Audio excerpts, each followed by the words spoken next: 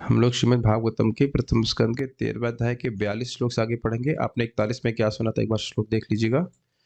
नारद जी से युधिष्ठिर महाराज ने पूछा कि हमारे ताऊ चाचा कहाँ गए, बताइए, हम बहुत शोक के समुद्र में डूब रहे हैं, आप हमको पार कराने वाले पारदर्शक हैं। माँ कंचन शुचो राजम राजन यदीश्वर वशम जगत लोकः सपाल यस्येम वहन्ति बलमीशितु स संयुनक्ति भूतानि स एव व्युनक्ति च। नारद जी ने कहा, माँ कंचन शुचो राजन, हे राजन युधिष्ठिर, आप किसी के लिए शोक मत कीजिए। क्यों? क्योंकि ईश्वर वशम जगत, आपके वश में कोई नहीं है, सब कुछ ईश्वर के वश में है। वो ईश्वर कैसे हैं, उनके स्वरूप के बारे में कुछ बताइए। तो कह रहे हैं, लोकः सपाला यस्य इमे। इमे मतलब इस जगत में, यस जिनके लिए, जिनकी इनकी पूजा करने के लिए, लोकः सपाला सारे जीव अपने पालकों के साथ, अपने नेताओं के साथ, वहंती बलिम, बलिम वहंती मतलब भगवान की पूजा के साधन को लेके आते, ढोके लाते हैं, मतलब लाते हैं। किस लिए लाते हैं? ईशितु, अपनी रक्षा के लिए। काफी इंटरेस्टिंग है। और वह उनका ऐसा कैसे बोल रहे हैं, इतना सामर्थ्य क्या? तो कहते हैं ससंयुनक्ति भूतानि, अकेले वही ईश्वर सभी जीवों को साथ लाते हैं। स एव व्युनक्ति च, और वही एक दूसरे को अलग कर दे रहे हैं। बहुत अच्छा श्लोक है ये, बहुत अच्छा श्लोक है। हमारे सामर्थ्य में कुछ नहीं है कि कौन व्यक्ति हमारे संग रहेगा। जो हमारे संग प्रिय हैं, हमारे प्रिय हैं, ऐसा नहीं हमारा सामर्थ्य कि वे हमारे साथ हमेशा रहेंगे। और जो हमसे हम हमें अप्रिय है, ये भी नहीं कह सकते कि हमारे साथ नहीं रहेंगे। हम चाहते हैं ना कि जो अप्रिय हमें लोग लग रहे हैं वो दूर चले जाए, और जो प्रिय हमारे साथ में रहे, ये तो चाहते हैं। लेकिन ऐसा तो हमारे वश में है नहीं ना।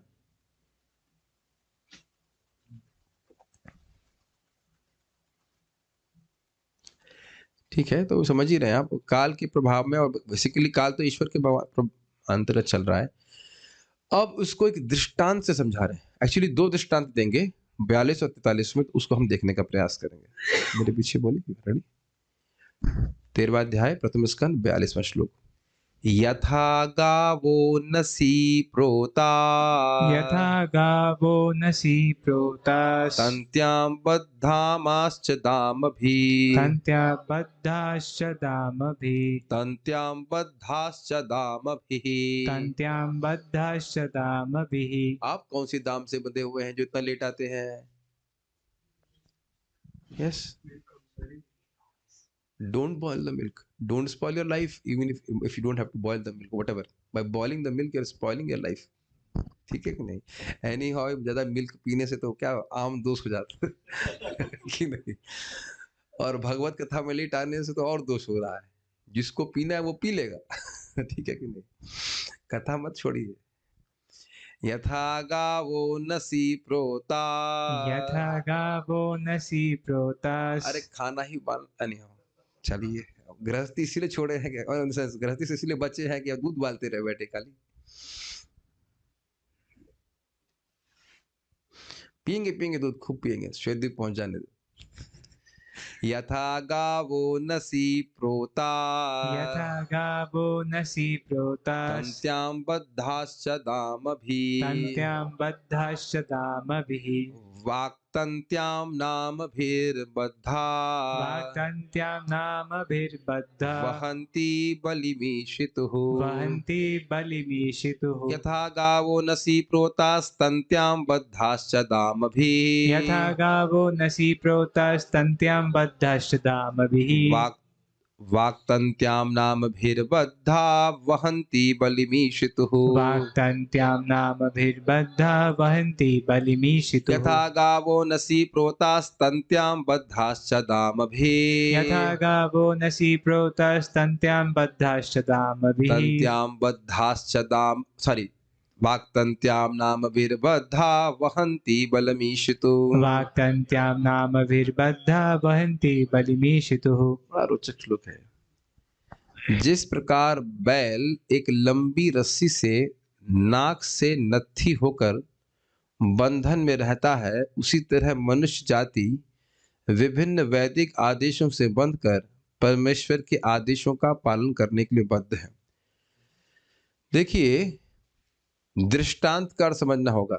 दृष्ट मतलब जो देखा जाए, तो दृष्टांत का अर्थ होता है कि जो आप देख रहे हो उसको समझ रहे हैं, उसके द्वारा जो नहीं देखा जा रहा है वो समझने का प्रयास किया जाता है।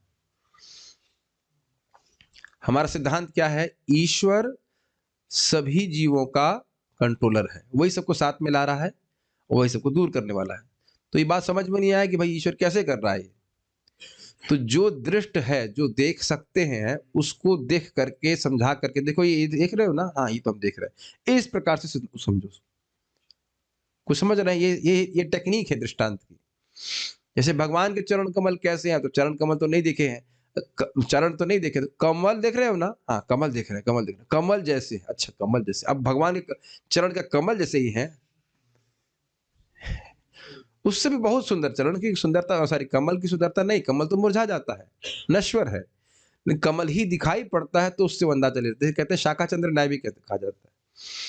चंद्रमा बहुत दूर है, लेकिन शाखा को देखो, चंद्रमा कहाँ है मम्मी? उस शाखा के बीच में है। तो उदाहरण से देख करके जो दृष्टांत देख, समझ रहे? एग्जाम्पल का मतलब होता है, एग्जाम्पल आपको समझ में आ रहा है, उसके द्वारा सिद्धांत समझा रहे हैं। चलिए अन्वय देखिए। यथा तो स्पष्ट है, जिस प्रकार। गावह मतलब बैल। अब गाँव, यहाँ पे गाय मत लीजिएगा, गाय भी ले लेते हैं, लेकिन बैल लिया जा रहा है। क्यों? क्योंकि आप अगर देखे हो, हम लोग अब थोड़ा थोड़ा जान रहे हैं इसके बारे में, जो चावल को उसके क्या कहते, धान से अलग करने के लिए क्या होता है, भूसे से अलग, ऐसा कुछ होता है, तो उसको धान से अलग करते हैं, भूसा तो अलग होता है।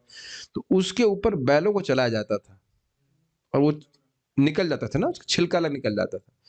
तो वो अब स्वाभाविक सी बात है, सीधा नहीं चलाएंगे उसको, ऐसे डाल देंगे, उस पर गोल गोल गोल गोल बार बार बैल घूमते थे। कोई फोटो नेट पे मिलती हो तो देखिएगा, हम दिखा सकते हैं, तो भक्तों को समझ में आता है। बुल्स अराउंड, बुल्स थ्रेशिंग हो सकता है, बुल्स थ्रेशिंग ग्रेन्स। तो उससे आप उस, जो लोग भी गांव में हैं वो तो देखे ही होंगे, और हम भी गांव के लिए तो हम बहुत नहीं देखे हैं। हाँ ठीक है ठीक है ठीक है, ओके दिख गए, गुड।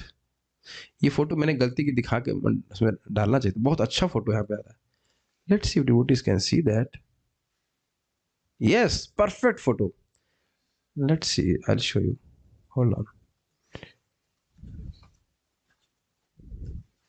क्या इस फोटो को देख पा रहे हैं? ये तो यूट्यूब चल खुल गया, लेकिन ये तो घोड़े हैं यहाँ पे, ठीक है। लेकिन हम बुल्स को दिखाना चाह रहे थे, नहीं दिख पा रहा। ये फोटो है, ये फोटो, कुछ कुछ फोटो हैं लेकिन चल रहे हैं। एनीवेज, कौन सी फोटो है आपके पास? हाँ ये भी ठीक नहीं आ रही है। ये कुछ कुछ फोटो है बांधे हुए हैं उनको। हाँ ये कुछ है, ये भी यूट्यूब शुरू हो गया।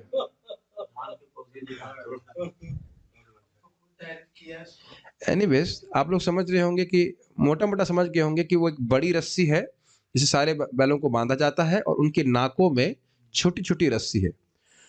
तो वो चल रहे हैं बार बार, तो उसके द्वारा वे उस धान को अपना काम करते हैं, तो धान को कूटते हैं बेसिकली अगर कहा जाए तो। वह है, बात यह है कि बैल अपने आप में बहुत शक्तिशाली है, लेकिन उस रस्सी से, ध्यान दीजिएगा, लंबी रस्सी और छोटी रस्सी से एक निर्धारित, मतलब परिधि में ही वे घूमने के लिए बाध्य है। ये समझ में आ रहा है बात? ये समझ में एकदम, एग्जाम्पल समझ में आ रहा है। एक लंबी रस्सी और उसके, समझ रहे हैं, सेंटर से बांधने वाली लंबी रस्सी, और उसके बाद उनके नाकों में छोटी छोटी रस्सियां, उससे वो बंधे रहते हैं और उससे वह घूमते रहते हैं एक परिधि में, वो बाध्य है, कहीं जा नहीं सकते। तो इसीलिए कह रहे हैं यथा गावह दामभी मतलब एक लंबी रस्सी, नसी अर्थात नाक से, और प्रोताह मतलब नाथी हुई, तंत्याम छोटी डोरी से, बद्धा बद्ध रहता है और अपने स्वामी की आज्ञा का पालन करता है। ये पहली बात समझ में आ रही है। यथा गावह दामभी नसी प्रोता तंत्याम बद्धा, जिस प्रकार से बैल, मतलब 2-3 बैल पकड़ लीजिए, वह एक लंबी रस्सी से और उसके बाद छोटी छोटी रस्सियों से जो उनके नाक में डाली गई हैं, वह बंधे रहते हैं। और बंधे रहने का मतलब है अपने स्वामी की आज्ञा के अनुसार वो घूमते रहते हैं। ऐसा नहीं बंधे हुए तो खाली कुछ कर नहीं रहे, बंधे हैं ताकि वे विशेष तरह से कार्य करें जैसा उनको स्वामी चाहता है। ठीक है।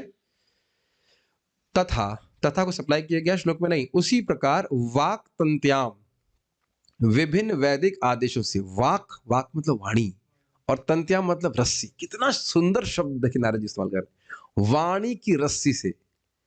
इससे पहले तंत्या का उदाहरण क्या लिया गया था? नाक में पड़ी हुई रस्सी।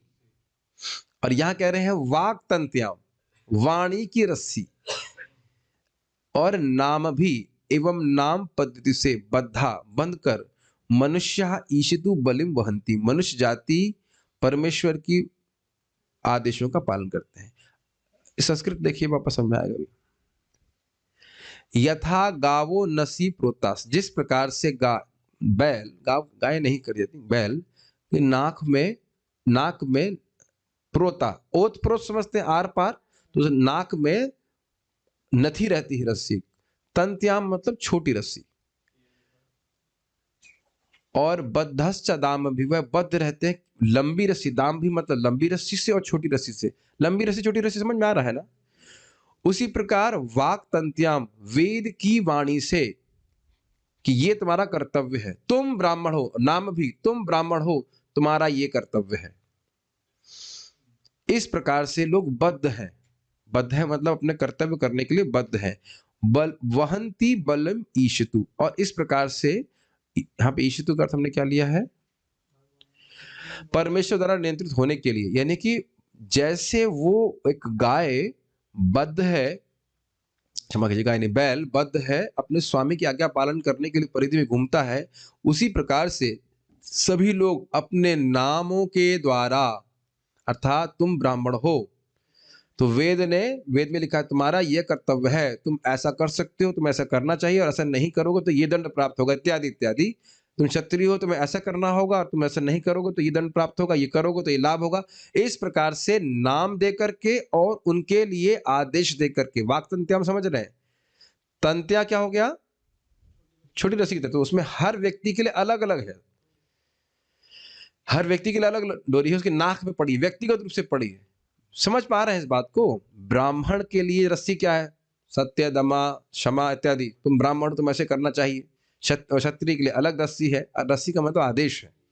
तो वाक्तंत्या मतलब आदेश, वैदिक आदेशों के द्वारा बद्धा, वो सब बद्ध है, अर्थात उनका आज्ञा पालन करने के लिए वह है, मतलब उनको करना ही है आज्ञा पालन। वहंतिम बलि मिशतु, इस प्रकार से परमेश्वर की आज्ञा का पालन करते हैं।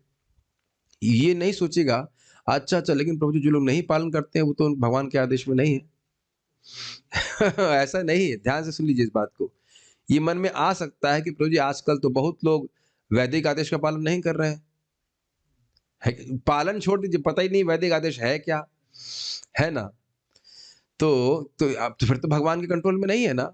बहुत सिंपल बात, जो व्यक्ति जेल के बाहर है वो सरकार के आदेश में है या नहीं है? आप लोग एक छोटे से उदाहरण से समझ सकते हैं। आप ड्राइविंग कर रहे हो, आपको बाएं चलना है, तंत्या है कि नहीं? और सभी लोग चल रहे हैं कि नहीं इस तरह से? ठीक है, तो एक सभी तो बाहर आप आदेश पालन कर रहे हैं, स्पष्ट है। आपने इतना कमाया है, इतना टैक्स देना है, सरकार का आज्ञा पालन कर रहे हैं कि नहीं? ठीक है, आज्ञा वहन कर रहे हैं, अगर समझे, आज्ञा को धारण कर रहे हैं, आज्ञा को उठा रहे हैं। ठीक है, अब जो जेल में रह रहा है वह क्या गवर्नमेंट के आदेश का पालन नहीं कर रहा है? एक समय जब उसने पालन नहीं किया तो वो दंड भोग रहा है, और अब भी गवर्नमेंट का आज्ञा पालन करनी पड़ गई। तो इसलिए समझ रहे हो कि आशय क्या है, कि जो व्यक्ति समझ रहा है भगवान कौन है, वैदिक आदेश क्या है, भगवान की आज्ञा वेद है, वेद को मानूंगा तो मुझे मेरा उत्थान होगा, और वेद को नहीं मानूंगा तो मेरा पतन होगा, और पतन होगा तो भगवान के आदेश पालन करने पड़ेंगे। अभी कुत्ता बन गया, बिल्ली बन गया तो भी वो प्रकृति से परे नहीं हो गया। मैं समझता हूँ ये सब बातें समझ में आ रही होंगी। तो ये मत सोचिएगा, ये मन में डाउट नहीं आना चाहिए कि भाई जो लोग वेद को नहीं पालन कर रहे हैं वो भगवान से इंडिपेंडेंट हो गए, स्वतंत्र हो गए। ये बात क्लियर हो रही है सबको? ठीक है, तो जो लोग, हाँ एक और विशेष बात है, हमने पहले भी सुना था, ईशितु का अर्थ मतलब अपनी रक्षा के लिए भगवान का वो आश्रय लेते हैं, समझ रहे हैं? और आश्रय कैसे लेते हैं? उनकी आज्ञा का पालन करके। बहुत सिंपल गीता का श्लोक आप याद कर सकते हैं, मत चिता सर्व दुर्गाणी मत प्रसादात तरिष्यति। भगवान की वाणी है नहीं, तुम चित्त को अब मुझ में लगाओगे तो मेरी कृपा से सारी कठिनाइयों को पार कर जाओगे। तो समझ पा रहे हैं आशय? भक्त लोग जो जो आस्तिक हैं, जो वेद की बात को मानने वाले हैं, तो वेद की क्यों बात मान रहे भाई? वेदो नारायण साक्षात, साक्षात नारायण ही वेद के रूप में है। समझ में आ रही बात? उनकी बात मानते हैं। तो इस प्रकार से वह पूरे जगत को नियमित कर रहे हैं। कुछ क्लियर समझ में आ रहा है कैसे नियमित कर रहे हैं? ठीक है, ओके, आगे बढ़ते हैं।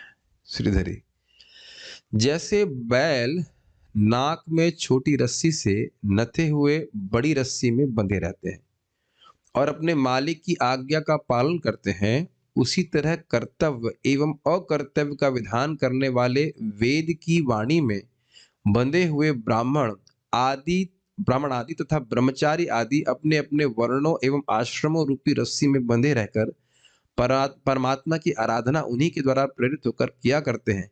अतएव आप अनावश्यक शोक न करें। ये थोड़ा समझ में आ रहा है? लंबी रस्सी क्या है? वेद की आज्ञा।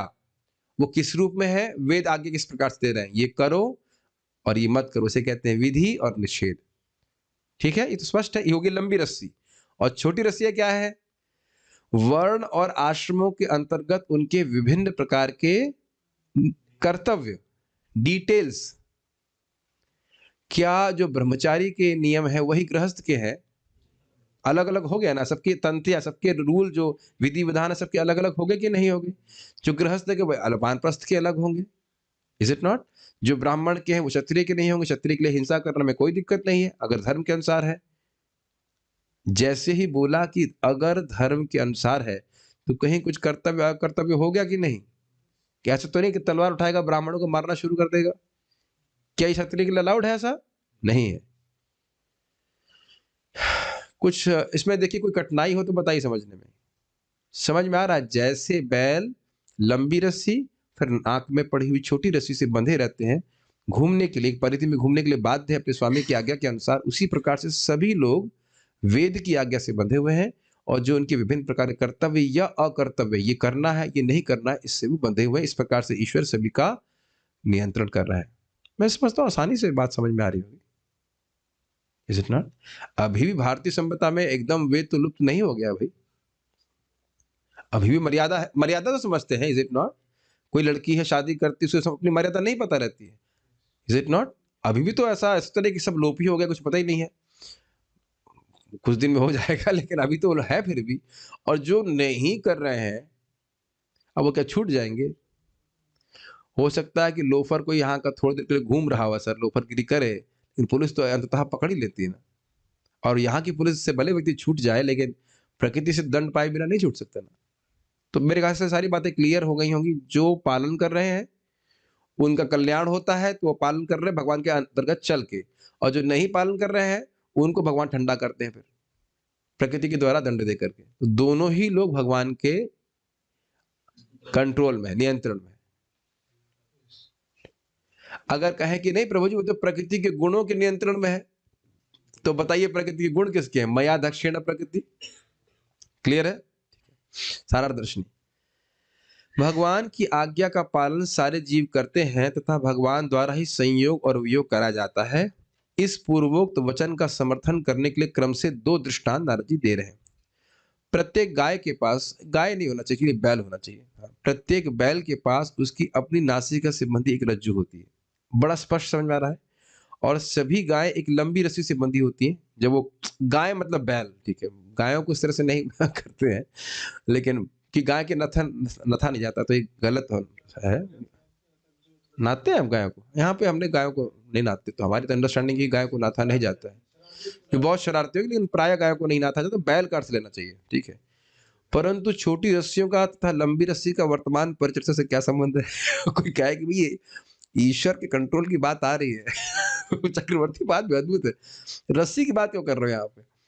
रस्सी कहाँ से आ गई भैया? रस्सी कहाँ से ले आए? भगवान की रस्सी लेके कंट्रोल कर रहे हैं। तो कहते हैं वेद एक लंबी रस्सी है तथा मनुष्य उसमें वर्णित उपाधियों की छोटी रस्सियों जैसे ब्राह्मण तथा क्षत्रिय, ब्रह्मचारी तथा गृहस्थ इत्यादि रस्सियों से बंधे हुए।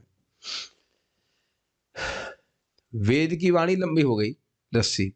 और उपाधि समझ में आ रही है? तुम ब्राह्मण हो, ये उपाधि है कि नहीं? नाम और रूप है जगत में, तो सबको नाम रखा जा रहा है उसके रूप के अनुसार। तुम ब्राह्मण हो, तुम क्षत्रिय हो, इत्यादि इत्यादि। तो व्यक्ति उपाधि ग्रहण करता है, पर उसके अनुसार वो कार्य करता है, तो वो छोटी रस्सी होगी। बड़ी रस्सी से छोटी रस्सी को वेद सब मानेंगे। क्या वो बोलते हैं ना, वेदो नारायण साक्षात, यमदूत बोलते हैं। और एक और जगह बोलते हैं धर्म क्या है जो वेद में वर्णित है। नहीं नहीं नहीं नहीं, वही तो ब्रह्मराज जी ने बोला, यमदूत बोलते हैं कि वेद से, वेद की जो बात है वो धर्म है, और वेद से जो अलग चल रहा है वो धर्म है। वेद प्रणीत धर्म, अधर्मो ही विपर्यास करके श्लोक है। आप देखिए 6 स्कंद प्रथा 2 अध्याय में पूछते हैं, बताओ, यमदूतों को पूछते हैं बताओ धर्म क्या है, तो कहते वेद प्रणीत धर्म, जो वेद में प्रणीत है वही धर्म है। धर्म मतलब नियम, ठीक है। उनकी बलि है वेद की आज्ञा का पालन करना। बलि मतलब समझते हैं सैक्रिफाइस, यज्ञ। तो उनकी बलि है वेद की आज्ञा का पालन करना, जैसे व्यक्ति को प्रतिदिन संध्या वंदन करना चाहिए। अब देखिए सिंपल सी बात है, व्यक्ति को ये समझ में आ रहा है बलिम वहंती का अर्थ क्या है? बलिम वहंती का अर्थ हमेशा केवल ये नहीं समझना हो कि फल फूल लेकर के आ रहा है। वहंती का मतलब सोचते उठा के लेके आना, लेकिन केवल वही नहीं है, आज्ञा को धारण करना। कभी आपने शब्द सुना है, हम आपकी आज्ञा को शिरोधार्य करते हैं? ये सुना है आपने? हम आपकी आज्ञा को सिर पे धारण करते, तो आज्ञा कहाँ रहती है? सर पे। कुछ दिखाई पड़ता है क्या? मतलब हम उसको मानते हैं, बड़ा सम्मान करते हैं, उसका पालन करते हैं। समझ रहे हैं? वलिम वहंतु का मतलब है कि भगवान का प्रोटेक्शन प्राप्त करने के लिए भगवान ने जैसा कहा है वैसा करते हैं। अब उसमें बहुत कुछ आएगा, मान लीजिए यज्ञ करना है या फिर संध्या वंदन इत्यादि करना है, तो अब एक ब्राह्मण इस बात से बंधा है कि 6-12-6 उसको गायत्री करनी है। कुछ लोग है ना यहाँ पे गायत्री करने वाले सब है ना, तो 6-12-6 का ध्यान नहीं रखते हैं आप लोग। सुबह 6 बज गए तो मतलब 6:30 तक गायत्री कर लो, आप लोग करते हैं इज इट नॉट? फिर 12 बज गए तो भाई अब 12:30 बजे तक गायत्री कर लो, मतलब टाइम रहता है। तो कहीं बंधन है कि नहीं श्रीनाथ जी? है ना? तो कौन बांधा है आपको? कौन बांधा है? तो अलग अलग पास टाइम से है। कोई बांध रहा है ना, आज्ञा है ना, यहाँ नहीं, हम ये नहीं करेंगे तो हमको अच्छा नहीं, अपराध हो जाएगा। मानते हैं कि नहीं? यस। और आप यह भी जानते हैं कि गायत्री टाइम से करेंगे तो ये बहुत प्रबल मंत्र है, ये हमको लाभ देने वाला है। ये पता तो होगा आपको जितना। दोनों बातें समझ में आ रही है कि बंधन है, लेकिन आप जानते हैं इस बंधन से व्यक्ति को भगवान का आशीर्वाद प्राप्त होता है। Make sense? ऐसा नहीं है कि भगवान बांध रहे हैं तो उससे हमारे को नुकसान हो रहा है। मेरी बात समझ रहे हैं? भगवान ने वेद के द्वारा जो ज्ञान दिया है वो हमारे लाभ के लिए, हमारे श्रेय प्राप्ति के लिए। तो जो बुद्धिमान व्यक्ति हैं बड़ी प्रसन्नता से भगवान की आज्ञा का पालन करते हैं। उस तरह समझना चाहिए। ये मत सोचिएगा जैसे कोई डिक्टेटर होता है, यहाँ खड़े रहो धूप में हमेशा के लिए, इस तरह से नहीं बोल रहे हैं। घबरा मतलब सम्मान है, थोड़ा भय भी कह सकते हैं, लेकिन जानते हैं भगवान की आज्ञा का पालन करेंगे तो हमारा कल्याण होगा। और कौन करते हैं? लोका सपालः, सारे लोग अपने नेताओं के साथ। This is a very great point. अब आप कह रहे हैं आत्मा तो इन बंधनों से ऊपर है। ये बताइए कि आत्मा, मुक्त आत्मा कहाँ रहती है? भगवान के पास। वहां क्या करती है? भगवान की सेवा। तो उनके अंतर्गत रहती कि नहीं? अलग कब रह रही, स्वतंत्र कब रह रही? और ये सारे बंधन तो मुक्त आत्माओं के लिए हैं। देखिए बंधन नहीं है, उनके कल्याण के लिए है। ये बात समझ में आ रही है? हरे कृष्ण मंत्र जब करना बंधन है क्या? बताइए। आप स्वयं जानते हैं कि इससे हमारा परम कल्याण है, भगवान की आज्ञा पालन करने में हमारा परम श्रेय है। ये समझ करके लोग कर रहे हैं। ये समझना चाहिए कि जैसे मान लीजिए ब्राह्मण को बोल रहे हैं गायत्री मंत्र करो या जो भी कुछ करो, तो जान रहा है कि मेरा इससे कल्याण होगा। अगर आप गीता पढ़ते हैं तो आप देखेंगे भगवान स्वयं बोलते हैं कि क्षत्रिय को अगर युद्धम लभन्ते युद्धमिदृशम, अगर इस प्रकार से युद्ध का मौका मिलता है तो उसके लिए बड़ा कल्याण का काम है। स्वर्ग जाएगा, मरेगा तो स्वर्ग जाएगा, जीतेगा तो यहां जीतेगा। तो ये सिद्धांत कौन बनाया है कि क्षत्रिय अगर मरा युद्ध में तो उसको वही गति प्राप्त होगी जो सन्यासी को होती है? कौन बनाया बताओ? भगवान। भगवान मतलब वेद के द्वारा प्रस्तुत कर रहे हैं भगवान।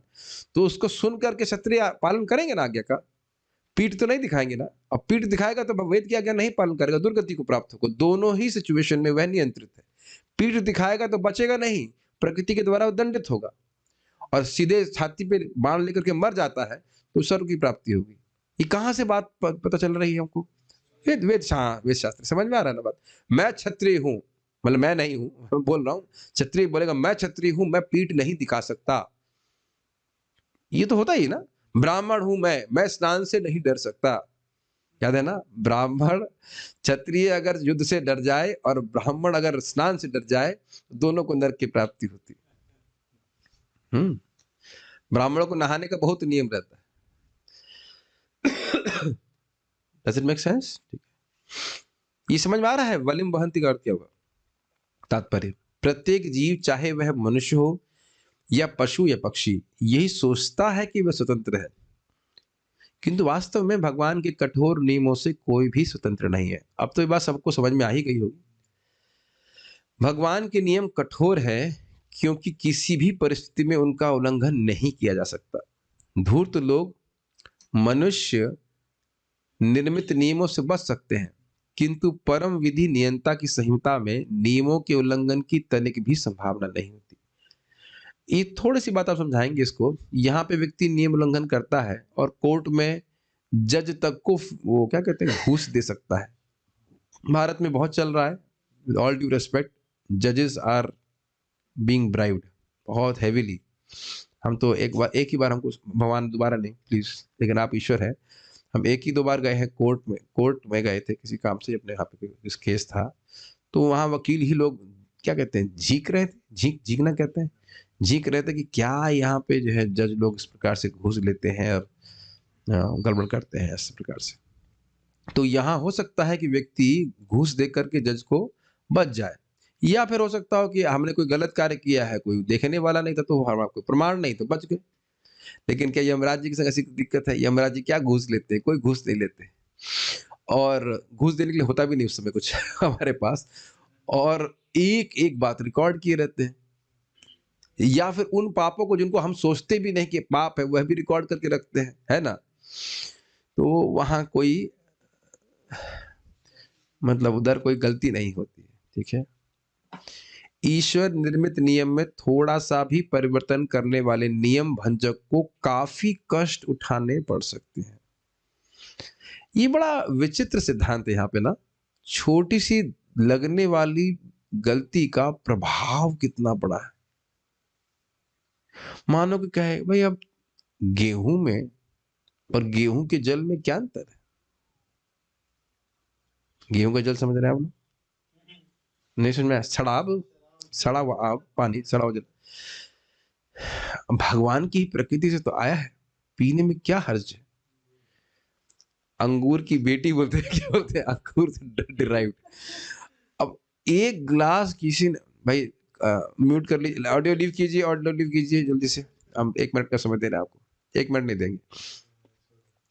तो जो एक बार शराब पीता है उसको नरक में कई हजार साल तक वो गरम लोहा पिला जाता है, और वहां जाड़ा भी नहीं है जाड़े में भी गरम लोहा बहुत कठिन हो जाएगा, है कि नहीं? जो कहते हैं ना कोई ओकेजनली हम पीते हैं, ऐसे मतलब ओकेजन पे, डेली नहीं, ऐसे नहीं, ओकेजन। लेकिन वहां ओकेजनली नहीं पिलाएंगे, वहां डेली गरम गरम लोहा मुंह फाड़ करके पिलाया जाएगा। तो प्रभु जी मर जाएंगे? नहीं, मरेंगे भी नहीं, ये स्थिति। और वहां पे भी दुख का अनुभव भी 100 गुना अधिक होता है। यहां मानो कोई किसी को गर्म लोहा पिलाएगा तो जितना दुख होगा उससे 100 गुना अधिक वहां पे होता है। बड़ी जाती है, बड़ी जाती है, आप बोलते रखते हो। तुमको बोला था ना कि मत पियो, तुमको बोला था, डॉक्टर भी मना किया था, पता नहीं डॉक्टर मना करते हैं, एनी हाउ। हाँ, और हाँ पैकेट में भी लिखा रहता है तंबाकू खाना, वो सब क्या है, कैंसर ये है वो, कहाँ तो नहीं बताया, बताओ, शास्त्र में बताया, डॉक्टर बता रहा है, फिर भी पी रहे हो। और इसके अपोजिट भी देख लीजिए, ऐसे नहीं भगवान क्रूर है, एक नाम उच्चारण करोगे तो क्या है, जन्म कोटि हंसाम अपि, करोड़ों करोड़ों जन्मों के पाप भी नष्ट हो जाएंगे। तो दोनों ही बातें हैं। अब जब बुद्धिमान व्यक्ति भगवान की भक्ति करेगा, प्रणाम करेगा, नाम जप करेगा, प्रसाद खाएगा, भगवान के पास चला जाएगा। और जो मूर्ख व्यक्ति है वह नियमों को भंग करेगा, उसके बाद दंड प्राप्त करेगा। Does that make sense? इसलिए वैष्णवों का कर्तव्य है कि इस ज्ञान को दूसरों तक पहुंचाएं। बहुत से लोग तो ईमानदारी की बात यह है कि ऐसा नहीं, अगर उनको मालूम चल जाता है तो सारी बुरी आदत छोड़ देते हैं। बहुत से लोग तो केवल बेचारे ना भोले भाले होते हैं और गलत संग के कारण गलत चीज में पड़ जाते हैं। They are not outright demons as such. तो भक्ति के बारे में बताया जाए, तब छोड़ देते हैं। और घबराइए मत, अगर आपने शराब पी भी है, अब नामोच्चारण कर रहे हैं तो फिर मतलब खत्म हो गया, लेकिन इसका ये नहीं कि अब ओकेजनली फिर से चालू कर दे, ठीक है ना, ऐसा नहीं करना। तो यही मैं खाली समझा रहा था कि काफी कष्ट उठाने पड़ते हैं। यहाँ सोचता है व्यक्ति में कोई देख नहीं रहा है, बेटा जब तुमको देखा जाएगा तो तुम देख नहीं पाओगे अपना हाल है कि नहीं, बड़ी फजीयत होगी नरक में। लोग सोचते हैं कि साधु लोग पागल हैं ना, भोले भाले लोगों को ना ऐसे बस डराने के लिए। ये धर्म धर्म तो ये ना डरपोक लोगों के लिए ऐसा बोलते हैं, लेकिन बैंड बज जाएगा जब वो यमुना का बहुत डरावना है। परमेश्वर के ऐसे नियम विभिन्न अवस्थाओं में धर्म संहिता कहलाते हैं कि जो धर्म का सिद्धांत सर्वत्र एक सा होता है, यह है परमेश्वर के आदेशों का पालन करना। यह कि प्रभुपाद जी क्या कह रहे हैं, देखिए हर धर्म में, चाहे क्रिश्चियन लीजिए, मुसलमान लीजिए, कुछ धर्म संहिता है। धर्म संहिता का मतलब नियम संहिता। अब वह नियम की संहिता, वह नियम उस व्यक्ति की चेतना के सामर्थ्य के अनुसार दिए जा रहे हैं, वो कितना ग्रहण कर सकता है। ऐसा कोई धर्म नहीं है जिसमें संहिता ही नहीं, कोई नियम ही नहीं। क्लियर समझ में आ रहा है, ये बात पर बात कह रहे हैं। लेकिन सिद्धांत यही है कि वो सारी आज्ञा भगवान के द्वारा आ रही है। अब किस लेवल तक आ रही है, वो सामने वाले के सामर्थ्य के अनुसार है, ठीक है। ऐसी है भौतिक जगत की दशा। सभी जीवों ने इस भौतिक संसार में अपनी रुचि से बद्ध जीवन का खतरा मोल ले रखा है। रुचि मतलब समझ रहे हैं, रुचि मतलब सिलेक्शन भी कह सकते हैं। रुचि मीन्स काइंड इंक्लिनेशन। ये नहीं, आपको हम लोगों को कोई इनवाइट नहीं कर रहा है भौतिक जगत में रहने के लिए, इज इट नॉट। आप में से किसी को कह रहा है, कोई कोई बोल रहा है कि थोड़ी देर और जिंदा रहिए, आप जगत का बहुत कल्याण कर रहे हैं। हम ये नहीं कह रहे कोई आत्महत्या करिए, लेकिन कोई या फिर कोई महाराज जैसे बोलते हैं, इन नेताओं को पूछो, कोई देवता गया था इनसे प्रार्थना करने के लिए कि भाई धरती पे बहुत पाप बढ़ रहा है, आप अवतरित हो जाइए। कितना बड़ा कटाक्ष है ना। ये सब अपने आप को यही प्रमोट कर रहे हैं ना कि हम लोगों का उद्धार करेंगे। उनसे पूछो, तुमको कौन बुलाया पैदा होने के लिए, कौन तुमसे प्रार्थना किया तुम पैदा हो, बताओ। मुंह पे एक दिन ना धो के महाराज बोलते, तुम मार देते हो, तुमको कौन बोला पैदा होने के लिए, तुम पैदा ही क्यों हुए। न वो अपना उद्धार कर रहे हैं, ना किसी दूसरे का उद्धार कर रहे हो। सबको जो नहीं जा रहे तो उनको भी नरक में लेके जा रहे हैं, है ना। मुझे बड़ा अच्छा लगा, कितना कॉन्ट्रास्ट ना। भगवान को अवतरित होने के लिए कई देवता तपस्या करके बिना खाए पी रह करके उनकी आराधना कर रहे हैं। उनसे पूछो तुम्हारी कौन आराधना की है, कौन बोला तुमको यहाँ पे पैदा होने के लिए। बहुत स्ट्राइकिंग है ना। जिस भी नेता पे आपको बहुत विश्वास, उनसे पूछो तो आप कहेंगे, "हाँ, प्रभु जी आप कौन बोला पैदा होने के लिए। भाई हम तो कह ही रहे हम पतित जीव हैं, उसमें तो कोई दिक्कत नहीं। हम तो भगवान की बलेम बहन थी, भगवान के और पूर्ववर्ती आचरण की बात मान करके उनकी वाणी को रिपीट कर रहे हैं। हमारा कोई सामर्थ्य नहीं किसी को उद्धार करने का। हम ये पता है कि इस तरह से करने से हमारा स्वयं उद्धार होगा। कुछ सुनेंगे लोग भगवान की वाणी को तो उनका भी उद्धार हो जाएगा। हम ये नहीं कह रहे हमारा सामर्थ्य है। कभी प्रेजेंट करते हैं भक्त लोग कि हम किसी का उद्धार कर देंगे, कभी नहीं करते। हम तो भगवान के सेवक बनने का प्रयास कर रहे हैं ना। ये स्थिति है। कितना बड़ा खतरा है ना। भगवान की बात नहीं मान रहे और कुत्ता बिल्ली और कहां नीचे पहुंच जाएगा। अंधा है व्यक्ति, दिखता है नहीं लोगों को। और इस तरह वह प्रकृति के नियमों द्वारा जकड़े हुए हैं।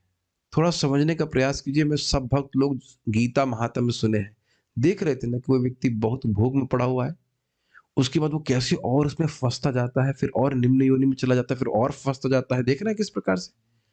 फिर वो आएगा, क्रमशः प्रगति करे, कुछ करेगा। तो भगवान की कृपा हो जाती है, कहीं गीता भागवत सुनने को मिल जाए। कितना उलझन है ना। एक कर्म किया है, उसका फिर रिएक्शन भोगो, फिर उसका उससे और एक कुछ कर्म करेंगे, फिर और कुछ कर्म करेंगे, और ऐसे फंसता चला जाएगा व्यक्ति। और ऐसा नहीं कि कोई संभावना है, हम सब उसके प्रत्यक्ष उदाहरण है। फंस फंस के तो इस जगत में पड़े हुए। मेरी बात समझ पा रहे हैं क्या मैं कह रहा हूं। अनजाने में कोई कर्म कर रहा है, ठीक, अब उससे और फिर वासना आ रही, फिर उसमें और फिर वो काम करा रही, फिर उसके बाद उसको और काम करा रही, फिर और इच्छाएं फैलती जा रही हैं, और उसके बाद एक के बाद एक जीवन बनता चला जाएगा। यही बात बोल रहे हैं कि लोग बड़े ही मासूमियत में इस तरह से फंस रहे हैं, उन्हें पता नहीं। इस बंधन से छूटने की एकमात्र विधि यह है कि परमेश्वर की आज्ञा का पालन किया जाए, लेकिन ये तो एक बंधन है। समझ में आया? मैं अपना उदाहरण दे रहा हूं। जैसे हमको जलेबी बहुत पसंद है, जलेबी पसंद है, छोले की सब्जी बड़ी पसंद है भाई, बहुत सब पसंद है, राजमा तो मतलब अत्यंत पसंद है। अब मालूम चल रहा है कि जो जो पसंद है वही हमारे शरीर को ध्वस्त कर रहा है। समझ रहे हैं? अब मैं उनको पूछता रहा, जानबूझ के पूछता, नहीं पूछा छोले का क्या विचार है, सफेद वाले, वो तो सबसे अधिक वायु करने वाला है। अच्छा राजमा, वो तो बहुत नुकसान करता है। अच्छा अच्छा, ठीक ठीक ठीक। तो एक के बाद एक जो जो मैं देख रहा कि जो जो वस्तु पसंद है, मैदा मैदा तो पेट में तुमको चिपक जाता है, किसकी तरह बता रहे थे, फेविकोल की तरह चिपक जाता है। अच्छा अच्छा, ठीक है ठीक है। तो मैं उदाहरण समझ में आ रहा है ना कि हमें जो जो पसंद, जिस जिस चीज में हम रुचि ले रहे हैं, वही हमारे शरीर को नष्ट करने वाला, हमारे घातक है। तो अब बंधन में है ना कि भाई अब ये नहीं खाना है और रोटी ही खाना है, इत्यादि इत्यादि। उस बंधन के द्वारा हम एक बीमारी से मुक्त हो जाएंगे। इसे कहते हैं रेगुलेटिव प्रिंसिपल्स ऑफ फ्रीडम। कुछ कॉन्ट्रास्टिव बात लग रही है? बंधन में है, लेकिन उस बंधन के द्वारा व्यक्ति महान भय से, महान बंधन से मुक्त हो जाएगा। क्लियर? ठीक है, इसको याद रखिएगा। पिछले श्लोक में सुने, ईशितु अपनी रक्षा के लिए स्वेच्छा से भगवान की आज्ञा का पालन करते हैं। देखिए, ईशितु शब्द के दो अर्थ लिए थे। पिछले श्लोक में ईशितु क्या था? अपनी रक्षा के लिए। यहां क्या था? ईशितु मतलब भगवान की आज्ञा का पालन करते हैं। ठीक है, दो अर्थ समझ पा रहे हैं? अपनी रक्षा करने के लिए भगवान की आज्ञा का पालन करते हैं। याद रखिएगा, हम लोग क्लास के बाद जो करने वाले हैं वो उसका एप्लीकेशन है। लेकिन माया के चंगुल से मुक्त होने के बजाय मूर्ख लोग विभिन्न पद नामों से और अधिक बन जाते हैं, और ब्राह्मण, क्षत्रिय, वैश्य, शूद्र, हिंदू, मुसलमान, भारतीय, यूरोपीय, अमरीकी, चीनी इत्यादि कहलाते हैं, और इस तरह वे अपने अपने शास्त्रों या विधानों के प्रभाव में परमेश्वर के आदेशों का पालन करते हैं। राज्य के संवैधानिक नियम धार्मिक संहिता के अपूर्ण प्रतिरूप हैं। समझ में आ रहा है? बता रहा था एक भक्त को कि भाई देखो, इंडियन क्या बोलते हैं, Indian penal code, IPC, IPC is not धर्म संहिता। समझ में आया? जो कोई कहे कि भाई तुमने भारतीय आईपीसी का नियम भंग किया, उसके बाद भी वह मतलब मान पालन भी किया है, तो जरूरी नहीं कि वो धर्म का पालन कर रहा है। मान लो भारत की सरकार ने कर भी दिया है, कसाई घरों को लाइसेंस दे दिया है ना, सुनते हैं आपने, सुनते क्या है ही चल ही रहा है। तो ऐसा नहीं है कि यमदूत अगर आएंगे तो उनसे बोले वह कि भाई हम तो लाइसेंस्ड कसाई हैं। मेरी बात समझ में आई? गवर्नमेंट ने अगर बोल दिया कि आप कसाई घर चला सकते हो, लाइसेंस दे रहे हैं, तो यमदूत नहीं सुनेगा। यमदूत कहेगा हम भी लाइसेंस पिटाई है, हम आपको लाइसेंस पिटाई करेंगे। आप लाइसेंस कटाई, हम कसाई, आपकी होगी लाइसेंस पिटाई। समझ रहे? जम की पिटाई होगी। लाइसेंस कौन दिया? यमराज जी। यमराज जी एकदम धर्मनिरपेक्ष है, चाहे वो क्रिश्चियन हो, हिंदू हो, मुसलमान हो, सबको पिटाई करते हैं। यहाँ देखो, अच्छा मैं ये बोल रहा हूँ, चाहे मुसलमान हो, क्रिश्चियन हो, कहे हम आपकी बात नहीं मानते, तो हमारी बात कौन मानने को बोला? मत मानो बात, तुम्हारी बात भी नहीं मानी जाएगी। यमराज जी बिल्कुल धर्मनिरपेक्ष है, वो खाली इंसानों को देखते हैं, क्या धर्म कर रहा है, क्या किस धर्म को मानने वाला है, ऐसा मतलब नहीं है। जो कर्म किया उसकी वजह से पिटाई होगी उसकी। ठीक है, धर्म निरपेक्ष राज्य या ईश्वर विहीन राज्य नागरिकों को ईश्वरीय नियमों को तोड़ने की छूट देते हैं, किंतु राज्य के नियमों का उल्लंघन करने से रोकते हैं।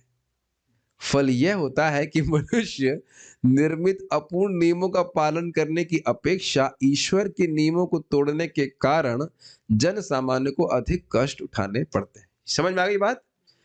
मैं कहूंगा तुम ऐसा करो, मैं मान लो मैं राजा हूं, मैं कहूंगा नहीं एकादशी में तुम अन्न खा सकते हो या खाओ अन्न। अब देखिए क्या हालत होगी। तुम्हारा कोई सामर्थ्य नहीं है भगवान के सामने। जो एकादशी में आप जानते हो अन्न खाने वाला को गोमांस खाने का पाप लगता है, तो राजा को तो लगेगा ही, और जो उसकी आज्ञा का पालन कर रहे हैं वह भी यमदूतों से नहीं बचने वाले। मेरी बात समझ में आ रही है? यह नहीं कह सकते कि राजा ने कहा था हम कर रहे हैं, तो भाई अब समझ लो राजा की जगह रिप्लेस कर लो अपने मम्मी पापा को भी। पापा जी कह रहे, मम्मी कह रहे, बेटा खाओ, क्या दिक्कत है, खाने पीने की उम्र है, एक दिन तुम अन्न नहीं खाओगे, देखो तुम कितने कमजोर हो गए, तुम्हारा मुंह सूख गया है। ऐसे कुछ बोल सकते हैं, या कोई भी और चाचा ताऊ कोई भी बोल दे कि गीता मत पढ़ो अभी तुम्हारी उम्र नहीं है, जो भी कुछ बोल दे, भाई वो आपको बचा नहीं सकेगा ईश्वर के नियमों के उल्लंघन करने के पाप से। हम थोड़ा डरा नहीं रहे, जो वास्तविकता है सो है। जैसे मैंने बताया प्रोजेक्ट क्या है, मेरा कोलेस्ट्रॉल हाई रिस्क पे चल रहा है, समथिंग लाइक दैट ना, हाई रिस्क। तो मैं कहूँगा डराते हो मेरे को? क्या मैं उनको बोलूंगा डरा रहे हैं मेरे को? ये चेता रहे, चेताना और डराना दोनों अंतर है। तो ये चेताने के लिए ये क्लास दी जा रही, ठीक है। ये लाइन मुझे बहुत अच्छी लगी थी, भाई तुम अपने नियम पालन करा पा रहे हो, ठीक है, क्वेश्चन करो उसको, तुम राजा हो या लीडर हो, तुम अपने नियम पालन करा पा रहे हो, क्या ये भगवान के नियम है? क्या तुम भगवान के अधिकारियों से भी रक्षा कर पाओगे? ये प्रश्न करना चाहिए। और उत्तर क्या है? नहीं। सर्पग्रस्त व स्वयं बंधे हुए से। प्रत्येक व्यक्ति भौतिक जगत के विधान की परिस्थिति के अनुसार, परिस्थिति के अंतर्गत अपूर्ण है, और इसकी तनिक भी संभावना नहीं है कि भौतिकता में सर्वाधिक उन्नत व्यक्ति भी पूर्ण विधान का पालन कर सके।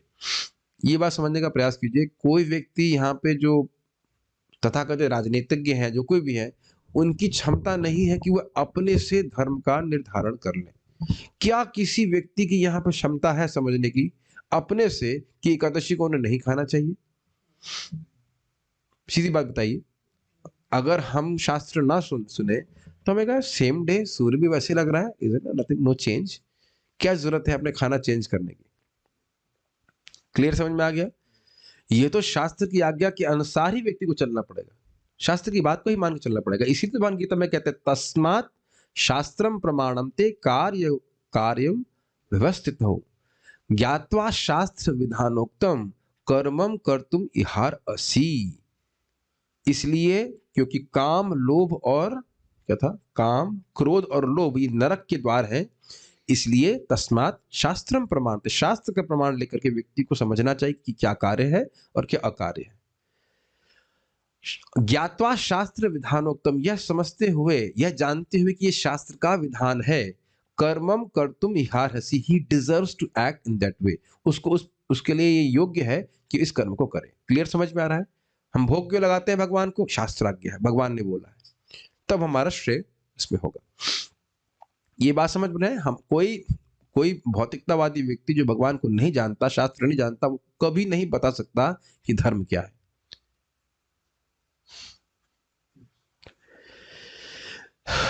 दूसरी ओर ईश्वर के नियम हैं जिनमें ऐसी अपूर्णता नहीं है। यदि नेताओं को भगवान के नियमों की शिक्षा दी जाए तो उद्देश्यहीन व्यक्तियों की काम चलाओ विधानसभा बनाने की कोई आवश्यकता ही न रहे। क्या बात चल प्रभुपाद जी बोल रहे हैं, बोल्ड स्टेटमेंट। फिर से पढ़ देखिए इसको। अगर जो लीडर है उसको भगवान के नियमों की शिक्षा दी जाएगी तो वो क्या करेगा? सपालः बलिम वहंती। सपाला मतलब नेता, नेता भगवान की आज्ञा का पालन करेगा, और क्या करेगा? लोकः अपि, जो उसके चेले हैं वह भी करेंगे। तो विधानसभा बना करके नए नए नियमों पे विचार करने की क्या जरूरत है? समझ में आ रहा है? जब भगवान के नियम है, धर्म का एक सिस्टम बना दिया गया है, उस पर चलना है, तो नए नए विधानसभा में नए नए बिल पास करने की क्या जरूरत है? अभी आपने विचार किया, इतने समय से राजा, जो अच्छे राजा हुआ करते अर्जुन इत्यादि, वह धर्म की डेफिनेशन नहीं बना रहे हैं। शास्त्र के अनुसार एक विशेष परिस्थिति में क्या धर्म है वह चर्चा जरूर होती है, लेकिन नए बिल नहीं बनाते हैं, नए कोड ऑफ कंडक्ट नहीं रहता, जो संहिता है, जो लिखा है उसके अनुसार चलता है। मेरी बात समझ में आ रहा है? छोटा सा एग्जाम्पल लीजिए। जैसे अम्बरीश महाराज ने उनके सामने समस्या ये थी कि अभी पारण का समय जा रहा है और दुर्वासा ऋषि लौट के नहीं आए, तो एक धर्म संकट है ना, धर्म संकट सुना होगा कि भाई ऐसे, तो विचार कर रहे हैं, और उसमें वह एक शास्त्र का उनको श्लोक याद आता है कि पानी पीना व्रत तोड़ना है भी और नहीं भी है। तो उसके प्रकाश में निश्चय किया, मतलब क्या कहते हैं, डिसीजन क्या, निर्णय लिया कि हाँ, हम भले ही खाएंगे नहीं, लेकिन जल ले लेते हैं ताकि हमारा क्या बोलते हैं उसको, व्रत का पारण हो जाए। समझ में आई बात? ये नहीं कि अपने मन से कहे क्या करना, कभी पारण करो नहीं करो या जो भी है, फिर तो एकादशी भी क्यों कर रहे होते हो? कह रहे हैं कि यहाँ पे, और अच्छा दूसरा बात क्या है, उद्देश्यहीन व्यक्ति क्यों बोल रहे हैं? ये जो तथाकथित विधानसभा के जितने भी लीडर हैं, उनसे पूछो जीवन का उद्देश्य क्या है? अब जब तुमको जीवन का उद्देश्य ही नहीं पता है, तो तुम लोगों के कल्याण के लिए क्या नियम बताओगे? ये मानते हैं कि नियम वो व्यक्ति पालन करता है जिसे कुछ उद्देश्य प्राप्ति करनी हो। ये बात समझ में आई? कुछ गोल प्राप्त करना है, कुछ लक्ष्य प्राप्त करना है, तभी व्यक्ति नियमों का पालन करेगा, नहीं तो नियम का पालन नहीं कर रहा होता। आप लोग ऐसे 16 माला कर रहे हैं, टाइम क्या समय बिताने के लिए करना है कुछ काम, ले लो हरि का नाम। ऐसा ऐसा तो नहीं है। समय बताने के लिए तो नहीं करना कुछ। ऐसा हो रहा है, समय बिताने के लिए करते कुछ नहीं, चलो अब सुबह ठीक है, नींद खुल गई है, नींद नहीं आ रही, चलो अब बैठ के भजन करें। और कई बार आप लोग ऐसे बोलते हैं, हाँ भाई समय खराब करने से अच्छा है करो भगवान का नाम ले लो। ऐसे समय खराब करो, टाइम पास हो जाए। नहीं, आप जान रहे हो नियम लेके जाप कर रहे हो, कुछ उद्देश्य है, भगवान के पास पहुंचना है ना। तो कह रहे उद्देश्यहीन शब्द कितना गंभीर है। गंभीर है क्यों, समझ में आ रहा है आपको? उनके जीवन में कोई उद्देश्य नहीं, तो तुम नियम किस लिए बना रहे हो ये भी बताओ। और तुम्हारे जो नियम होंगे वो जीवन के उद्देश्य को तो बिल्कुल टच नहीं करेंगे। मैं फिर से रिपीट कर रहा हूँ, जिसका जीवन में कोई उद्देश्य नहीं है एक्सेप्ट सेंस ग्रेटिफिकेशन, उसके द्वारा बनाया गया कोई भी नियम जीवन के उद्देश्य को तो टच ही नहीं करेगा। अब बता दीजिए, यहाँ पे कोई लॉयर अगर हो तो बताइए, आईपीसी में, हाँ है दिख गए, तो आईपीसी के तहत आप टाइप कर दीजिए कौन सा नियम एक है जो हमको भगवत प्राप्ति में मदद करता है। मुस्कुरा रहे हमारे लॉयर्स। पूरा तो पढ़ ही लिए होंगे, एक बार तो कम से कम पढ़ ही लिया होंगे। ब्रह्मा जी ने वेद को 3 बार पढ़ करके निष्कर्ष निकाला है कि जीव का परम कल्याण प्रेम भक्ति है। आईपीसी को 3 बार तो पढ़ ही लिए होंगे। तो ब्राह्मण बता रहे हैं यहाँ पे कि नहीं, कुछ भी नहीं है। Is it not? अब समझ में आ गया? कितने उसमें श्लोक है आईपीसी में, मुझे नहीं पता। कितनी धाराएं हैं टोटल? पता नहीं, 18,000 की 4 लाख। लेकिन जितनी भी हो मिल करके भी एक भी जीवन के उद्देश्य के बारे में नहीं। अब क्लियर समझ में आ गया? तो देखिए सत्यापित कर रहे हैं, हम तो आईपीसी नहीं पढ़े हैं, लेकिन भक्त लोग बता रहे हैं इस बात को। ठीक है, तो इसीलिए कह रहे हैं इसकी कोई जरूरत नहीं है।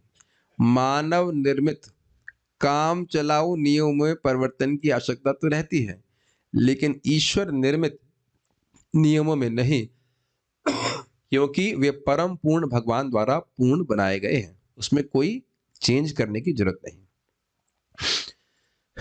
कई बार लोग बोलते हैं गीता 5,000 साल पहले बोली गई थी, अब क्या आवश्यकता है? तुमसे पूछो, आप लोग नहीं मर रहे हैं क्या? मरना बंद हो गए हैं सब लोग, अब चिन्मय देह प्राप्त हो गया है।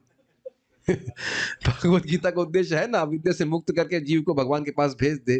तुम के पहले भगवान के पास पहुंचे हुए हो। भगवत गीता की प्रासंगिकता शाश्वत है। धर्म संहिताएं या शास्त्रीय आदेश जीव की विभिन्न दशाओं को देखते हुए ईश्वर के मुक्त प्रतिनिधियों द्वारा बनाए गए हैं, और सारे जीव भगवान के आदेशों का पालन करके संसार बंधन से मुक्त हो जाते हैं। थोड़ा समझने का प्रयास कीजिए, मैं फिर से रिपीट कर रहा हूं इस बात को। क्षत्रिय, क्षत्रिय गुण क्या है? मुख्य रूप से रजोगुण और कुछ सत्वगुण। तो अब शास्त्र उसकी नाड़ी चेक करता है। रजोगुण बहुत बड़ा हुआ है तुम्हारा। वैसे 3 गुण ही होते हैं, ठीक है, तुम्हारा रजोगुण बहुत बड़ा हुआ है। ठीक है, तुम्हें युद्ध से वापस नहीं लौटना है। अच्छा ठीक है, ठीक है ना? ड्रामा, मैं ड्रामा कर रहा हूँ। वैद्य बोलता है ना कि तुम्हें ये करना है, तुम्हें ये नहीं करना। बहुत अच्छी बात बोल रहे थे हमारे तानिश प्रभु भाई। ऐसा नहीं कि सबकी नाड़ी एक ही बोल रही है तो सबको च्यवनप्राश खिलाते बैठे। ऐसा नहीं है कि सभी को च्यवनप्राश खिला रहे, समझ रहे हैं? मतलब सबको एक ही आज्ञा नहीं दी जा रही है। गलत तो नहीं बोल रहा ना? तो उसी प्रकार से वे सबकी नाड़ी परीक्षण कर रहा है। अच्छा तुम ब्राह्मण हो, ठीक है, ठीक है, हाँ ठीक है, देखो 3 टाइम नहाना होगा तुमको। अच्छा ठीक है, गायत्री करना, हाँ ठीक है, शम दम, अगर कुछ अपमान हो जाए सहन करना, ठीक है। और क्षत्रिय को नहीं बोल रहा है अपमान सहन करना। तो ब्राह्मण ये नहीं कहेगा क्षत्रिय को तो नहीं बोल, क्षत्रिय को तो बोला अपमान मत सहन करो, हमको बोल रहे हैं कि सहन कर लो। ये क्या है? ऐसा नहीं बोल सकते आप, समझ रहे ना? मैं उनको कहूंगा उनको तो आप ये दवा खिलाने के लिए बोल रहे हैं, मीठी वाली हमको कड़ी वाली दे रहे हैं, ऐसा क्यों? वो सबकी बीमारी अलग है। क्लियर समझ में आ गया? तो क्या है ना, हर व्यक्ति की मनस्थिति को देख करके। और शूद्र है उसको नहीं बोलेगा चलो तुरंत वेद पढ़ना चालू कर दो। शूद्रों के लिए थोड़ा नियम रिलैक्स्ड है ना। 2 बार तो आप लोग नहाते नहीं, शूद्र भी 1 बार तो नहाते हैं रोज, ऐसा नहीं है। आप लोग 2 बार तो नहाते होगे, ठीक है? और उससे क्या होता है, ये बात ध्यान से सुनिए, ये बात हम लोग वहां पढ़ चुके हैं 17वें अध्याय में, जहां तक मुझे स्मरण आ रहा है। दैवीय और आसुरी गुण उसी में है ना, 17वें में, 16वें में, सॉरी 16वें में। तो उसमें लिखा हुआ है कि जो वर्ण और आश्रम है उसके जो गुण बताए गए हैं उसके अनुसार जब व्यक्ति कार्य करता है तो वो उसके लिए दिव्य है। Does it make sense? बड़ा सुंदर बात बताएगी। वैश्य के लिए जो गुण है वो उसका पालन करता है तो उसके लिए दिव्य है। वो ब्राह्मण के कर्तव्य नहीं कर सकता है, वो क्षत्रिय कर्तव्य नहीं कर सकता है। Very interesting. और जो शूद्र है अगर वह भी उस प्रकार से कार्य करता है तो उसके लिए दिव्य है। अब हम वहां पे प्रवचन पहले ही कर चुके हैं, अभी तो हम यहाँ पे नहीं ले रहे उस बात को, लेकिन ये इंपॉर्टेंट है। हर व्यक्ति जैसा जैसा आज्ञा पालन कर रहा है वैसे वैसे वह धीरे धीरे प्रकृति के इन्फेक्शन से मुक्त हो जाएगा। अंततोगत्वा उद्देश्य है कि जीव संसार से बंधन से मुक्त होकर भगवान के पास चला जाए। किंतु जीव की वास्तविक स्थिति तो परमेश्वर के सनातन सेवक की है। यानी कि एक तो वेद का ट्रीटमेंट है कि वही गुणों के अनुसार तुम ये हो, तुम ये हो, तुम ये करो, और दूसरा ट्रीटमेंट है कि सीधे भक्ति में लगाओ, उसे भगवत का स्वरूप, उसका स्वरूप प्रकट कर दो। अपनी मुक्त अवस्था में वह दिव्य प्रेम से भगवान की सेवा करता है और पूर्ण स्वतंत्रता का जीवन बिताता है। कौन पूछ रहा था अभी? हाँ, अब दो बातें देख रहे हैं। प्रेम से भगवान की सेवा करता है, भगवान के अधीन है कि नहीं, और पूर्ण स्वतंत्रता का जीवन बिताता है। भगवान के अधीन है। अब समझिए इस बात को। ये मानते हैं कि डीएम भारत के प्राइम मिनिस्टर की बात मानता है, और डीएम की डिस्ट्रिक्ट मजिस्ट्रेट की स्वतंत्रता में और जेल के कैदी की स्वतंत्रता में अंतर है। समझ में आ गई? तो जो भगवान के नित्य मुक्त पार्षद है वो सहज ही भगवान के अधीन रहते हैं, भगवान की इच्छा के अनुसार चलते हैं, कुछ और की इच्छा नहीं होती। तो देखो स्वतंत्रता क्या है नारद जी की। अभी आप यहाँ प्रवचन कर रहे हैं, अगला प्रवचन का है अगले दूसरे ब्रह्मांड में। बात है अमेजिंग, इज इट नॉट? फिर नेक्स्ट क्या है? नेक्स्ट कहाँ है? दूसरे ब्रह्मांड में। आप सुनेंगे, जब वेद स्तुति सुनेंगे तो नारद जी किसी से पूछ रहे होते हैं कि कुछ बात हो रही थी, यही बात नारद जी ने पूछी थी। तो नारद जी से पूछते हैं तो कहते यही बात तपोलोक में बात चर्चा हो रही थी। तो कहते हैं आप वहां इसलिए नहीं थे क्योंकि आप श्वेत द्वीप में नारद भगवान से मिलने के लिए गए थे, तो उस मतलब डिस्कशन में आप नहीं थे। जैसे मैं कहूँ कि आप लोग वो हिंदी वाली क्लास में क्यों नहीं, तो इंग्लिश क्लास में गए थे आप लोग, इस तरह से इंग्लिश क्लास में थे। सिंपल सिंपल इज ना। और तब लोग में आप क्यों डिस्कशन में क्यों नहीं आए? वो श्वेत द्वीप में हमें गया। श्वेत द्वीप में गया था। अच्छा अच्छा, वहां क्या चल रहा था? वही जो वैकुंठ में बात डिस्कशन कर गया, तो वही बात वहां पे चलती है। सिंपल इज ना। Can you imagine the amount of independence? Amazing है ना नारद जी। कभी कभी भगवान के स्तर पर तो कभी कभी उनसे भी बढ़कर, ये आप जानते ही हैं, गोलोक में भगवान को डांटते भी हैं, ये बात है भक्त लोग। तो यह है पूर्ण स्वतंत्रता। लेकिन इस बद्ध भौतिक जगत में प्रत्येक जीव अन्य जीवों के ऊपर प्रभुता जमाना चाहता है। इसीलिए प्रभु तो बोलते हैं लेकिन सोचते प्रभु हम हैं। श्री ईश कृष्ण मैं आपका प्रभु, ये वाला बोलते नहीं बीच वाला, बस बोलेंगे श्री ईश कृष्ण प्रभु। लेकिन हम बोलना क्या चाहते हैं? श्री ईश कृष्ण मैं आपका प्रभु। ये बात होती है। अच्छा, अगर आप ईमानदारी से हाथ खड़ा करके बोलिए कि एक बार भी मन में आया है किसी को प्रभु बोला है और वाकई सोचा है कि वो मेरे स्वामी है?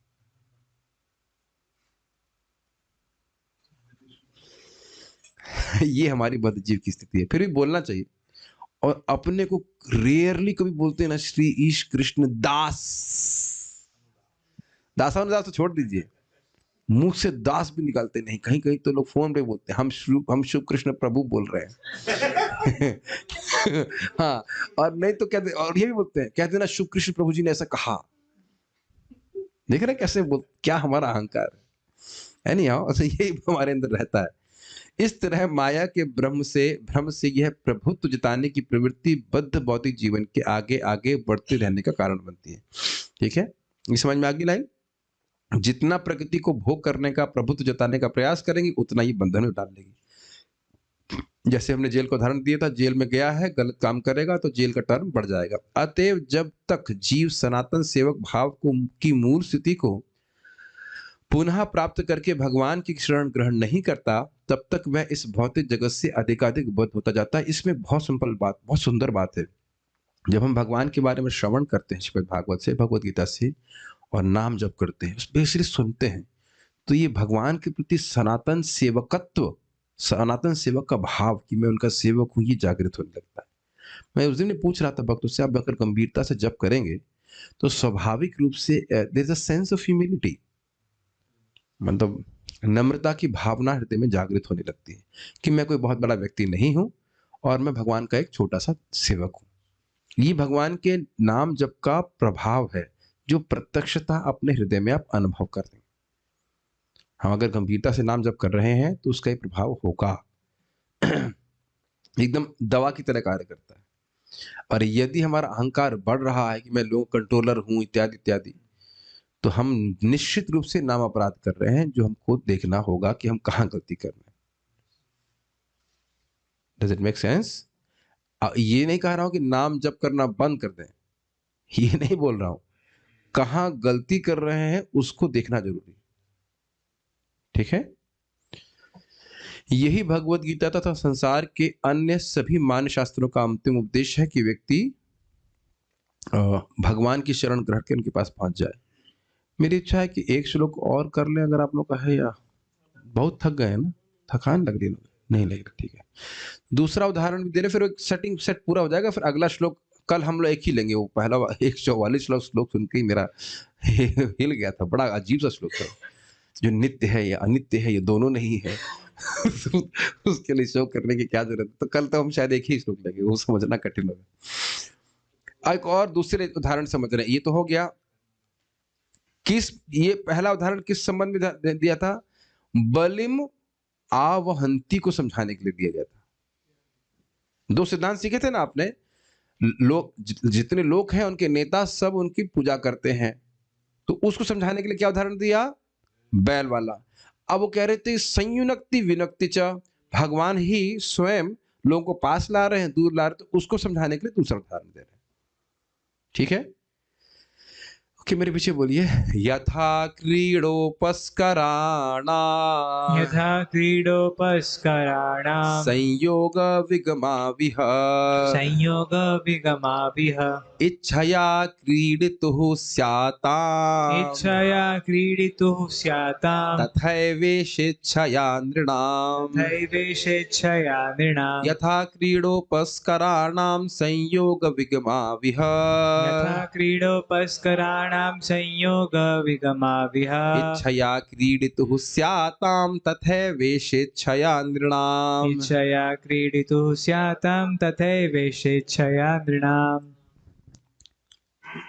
जिस प्रकार खिलाड़ी, अब खिलाड़ी प्लीज क्रिकेट के खिलाड़ी मत बोलिएगा, शतरंज खतरों का नहीं, शतरंज का खिलाड़ी समझ सकते हैं, या स्पेशली कहेंगे कठपुतली चलाने वाला, ठीक है। जिस प्रकार खिलाड़ी अपनी इच्छानुसार खिलौनों को सजाता तथा बिगाड़ता है, उसी तरह भगवान की परम इच्छा मनुष्य को पास पास लाती है और उन्हें विलग भी करती। पहले तो आप अनुवाद समझिए। कठपुतली का खेल किसी ने देखा है यहाँ पे? 1 2 3 लोगों ने देखा। तो आपने देखा होगा प्राय प्राय उसमें शादी की बात जरूर होती है। Nothing against marriages, but I just please I have to give an example which you have seen. Don't, हमारा हम एंटी मैरिज ब्यूरो में है भी, लेकिन यहाँ प्रस्तुत नहीं कर रहे हैं। हम खाली बोल रहे हैं कि प्राय ऐसा बोला जाता है कि एक कठपुतली लड़की वाली है, एक लड़का वाला है, वो आए और देखा उसमें सास ससुर भी बन जाते हैं कठपुतली में। तो बड़ा अच्छा उदाहरण दिया जा रहा है कि जैसे कठपुतली चलाने वाला कठपुतलियों को खुद ही पास में लाता है शादी करने के लिए, करवाने के लिए, सो कॉल्ड शादी। उसके बाद उसमें सास ससुर भी आगे सर, उसके बाद फिर वह जो भी उसकी स्टोरी लाइन है उसके हिसाब से वो है, उसको अलग कर देगा या जो भी करेगा, केवल ड्रामा करने के लिए। उस प्रकार से, यानी कि क्यों कठपुतली का उदाहरण दिया जा रहा है बताइए? बिल्कुल कंट्रोल्ड है, एकदम कोई भी स्वतंत्रता नहीं है।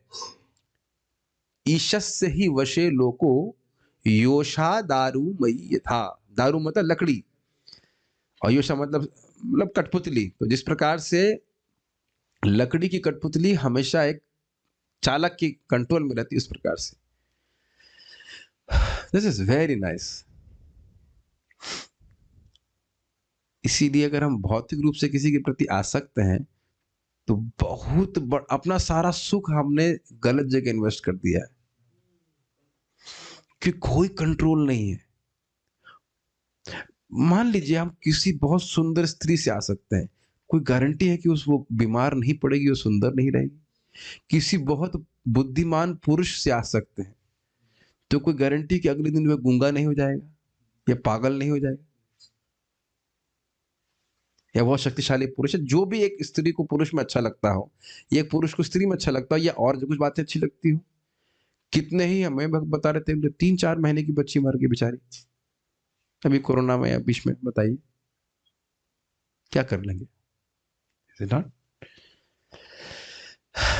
अन्वय यथा, जिस प्रकार, ये दृष्टांत क्यों दी जा रहा है, आपको समझ में आ रहा है? उस बात को समझाने के लिए कि भगवान ही किसी को पास में लाते हैं, दूर ले जाते हैं। यथा, जिस प्रकार इह, ऐसे एक छोटा सा एग्जाम्पल मैं दूंगा, सच्चे घटना मैंने सुना था। ये अजरुद्दीन जानते हैं? उसने अपने, नहीं जानते इनको? मोहम्मद अजरुद्दीन, हाँ अजरुद्दीन जानते हैं, क्रिकेटर। हाँ, और कोई आप जानते हो पता नहीं। मैंने सुना ऐसे कि उसने अपने बेटे को 9 लाख रुपए की मोटरसाइकिल दी, और वो व्यक्ति वटेवर जो किसी उस पे जा रहा होगा बहुत तेजी से, और रास्ते में वो क्या होता है स्पीड ब्रेकर, वो आ गया, और वो पता नहीं 180 ना कितने 200 की स्पीड में रहा होगा, उड़ गया और खत्म।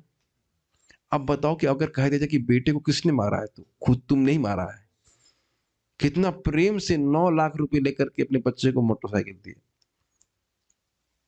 हम सुने भाई, भगवती सुश्रम, हम तो कहीं जैसे भक्त लोग बोलते रहते तो कान में आ जाती है बात, कभी से एकदम से याद आ रही है कि नहीं?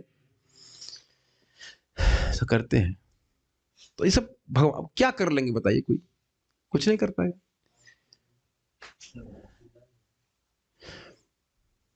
मेरे को कुंफू में देखने में बड़ी रुचि थी, तो जो कुंफू आर्टिस्ट जो मुझे बहुत पसंद था, उसको ऐसी बीमारी हो गई कि 40 साल में वो 65 साल के बराबर बुढ़ा हो गया। छीन लिया गया ना सब कुछ। लाइक पता नहीं पिछले जन्म का कुछ आसक्ति रही होगी, पता नहीं लगता मैं पिछले जन्म में शाओलिन टेम्पल में शाओलिन टेम्पल में साधु था। पता नहीं क्यों मुझे बहुत आकर्षक लगता था मुझसे उनका क्षत्रिय भाव, मतलब बात। और ये सुना है कि भारत से ही आया सर वो आर्ट, जो भी हो, लेकिन हमको अब देखो कितना व्यक्ति बहुत तेज है अपने को दिखा रहा है, और तुरंत सारी उसकी क्षमता चली गई। जिस प्रकार यह, अभी मैं नहीं देखता हूँ, पुरानी बात बता रहा हूँ। झूठ नहीं बोल सकता हूँ, अपना एग्जाम्पल देता है, अच्छा लगता था। जिस प्रकार यह इस संसार में क्रीड़ा करने वाले व्यक्ति की इच्छा से ही क्रीडोपस्कराणाम, क्रीड़ा के साधनभूत खिलौनों का, वो समझ ना, क्रीड़ा करने के लिए जिस खिलौने से खेला जाए उनका संयोग और विगमव, संयोग और विलगाव, पास में लाना और दूर लाना, स्याताम घटित होता है। तथैव उसी प्रकार, उस प्रकार निश्चय ही ईश इच्छया, ईश प्लस इच्छा, ईश्वर की इच्छा से ही निर्णाम, मनुष्यों का संयोग विगमौ भवतः, संयोग और वियोग होता है। क्लियर समझ में आ रहा है? संस्कृत देख लीजिए। यथा क्रीडोपस्कराणाम, जिस प्रकार क्रीड़ा के साधनों को का संयोग और विगम होता है, संयोग विगम, विगमाओ यह, इस जगत में खिलौनों का पास में ला जाता है, कठपुतलियों को पास में लाते हैं, दूर लाते हैं। उसी प्रकार क्रीडतु इच्छा, जो खेलने की इच्छा रखता है, जो ड्रामा दिखाने की इच्छा रखता है, उसकी इच्छा से इस प्रकार का संयोग और वियोग होता है, स्यातम होता है।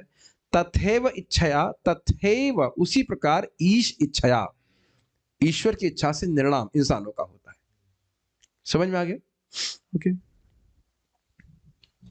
श्रीधरी, ऊपर के श्लोक में बतलाया गया कि मनुष्यों की किसी भी कार्य में प्रवृत्ति परमात्मा की इच्छा के अनुसार होती है, अर्थात उनकी नियंता को दिखाया गया, किस प्रकार से वह उसके उनके आदेश के अनुसार चलते हैं।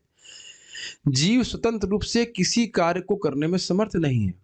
इस श्लोक में ये बात पिछले श्लोक में बताई गई। इस श्लोक में यह बतलाते हैं कि किसी भी जीव का संयोग तथा विप्रयोग, मतलब दूर होना, भी परमात्मा की इच्छा के अधीन ही होता है। बहुत स्पष्ट है। क्रीड़ा के साधन भूत खिलौनों को ही क्रीडोपस्कर कहते हैं। सीधा स्वामी अर्थ ले रहे हैं, अर्थात जिनसे खेला जाए। हाँ, किस प्रकार से खेला जाए? जैसे क्रीड़ा करने वाला जब चाहता है तब एक खिलौने को नहीं होना चाहिए, खिलौने को दूसरे खिलौने से मिला देता है, और जब चाहता है तो दोनों को अलग कर देता है, अलग अलग कर देता है। इस पे बहुत सारे गाने भी बनाए गए हैं, दुनिया बनाने ऐसा कुछ ऐसा था ना, वट एवर। हाँ, काय को दुनिया बनाई, ये वो वही ऐसे गाते भी हैं लोग, दुखी जब वो दुखी हो जाते हैं, किसी की प्रेमिका दूर चली जाएगी तो ऐसे ही गाने गाता है वो, है ना? रचे जाते हैं ना इस प्रकार से गाने। इसी प्रकार उसका मंगलाचरण। और इसी प्रकार से एक वो भी गा रही थी, क्या नाम है, चित्रकेतु की पत्नियां भी। देखो विधाता को कुछ पता ही नहीं है, माँ और पिता के सामने बच्चे को मार दिया है, मैं ऐसे करके बोलता है।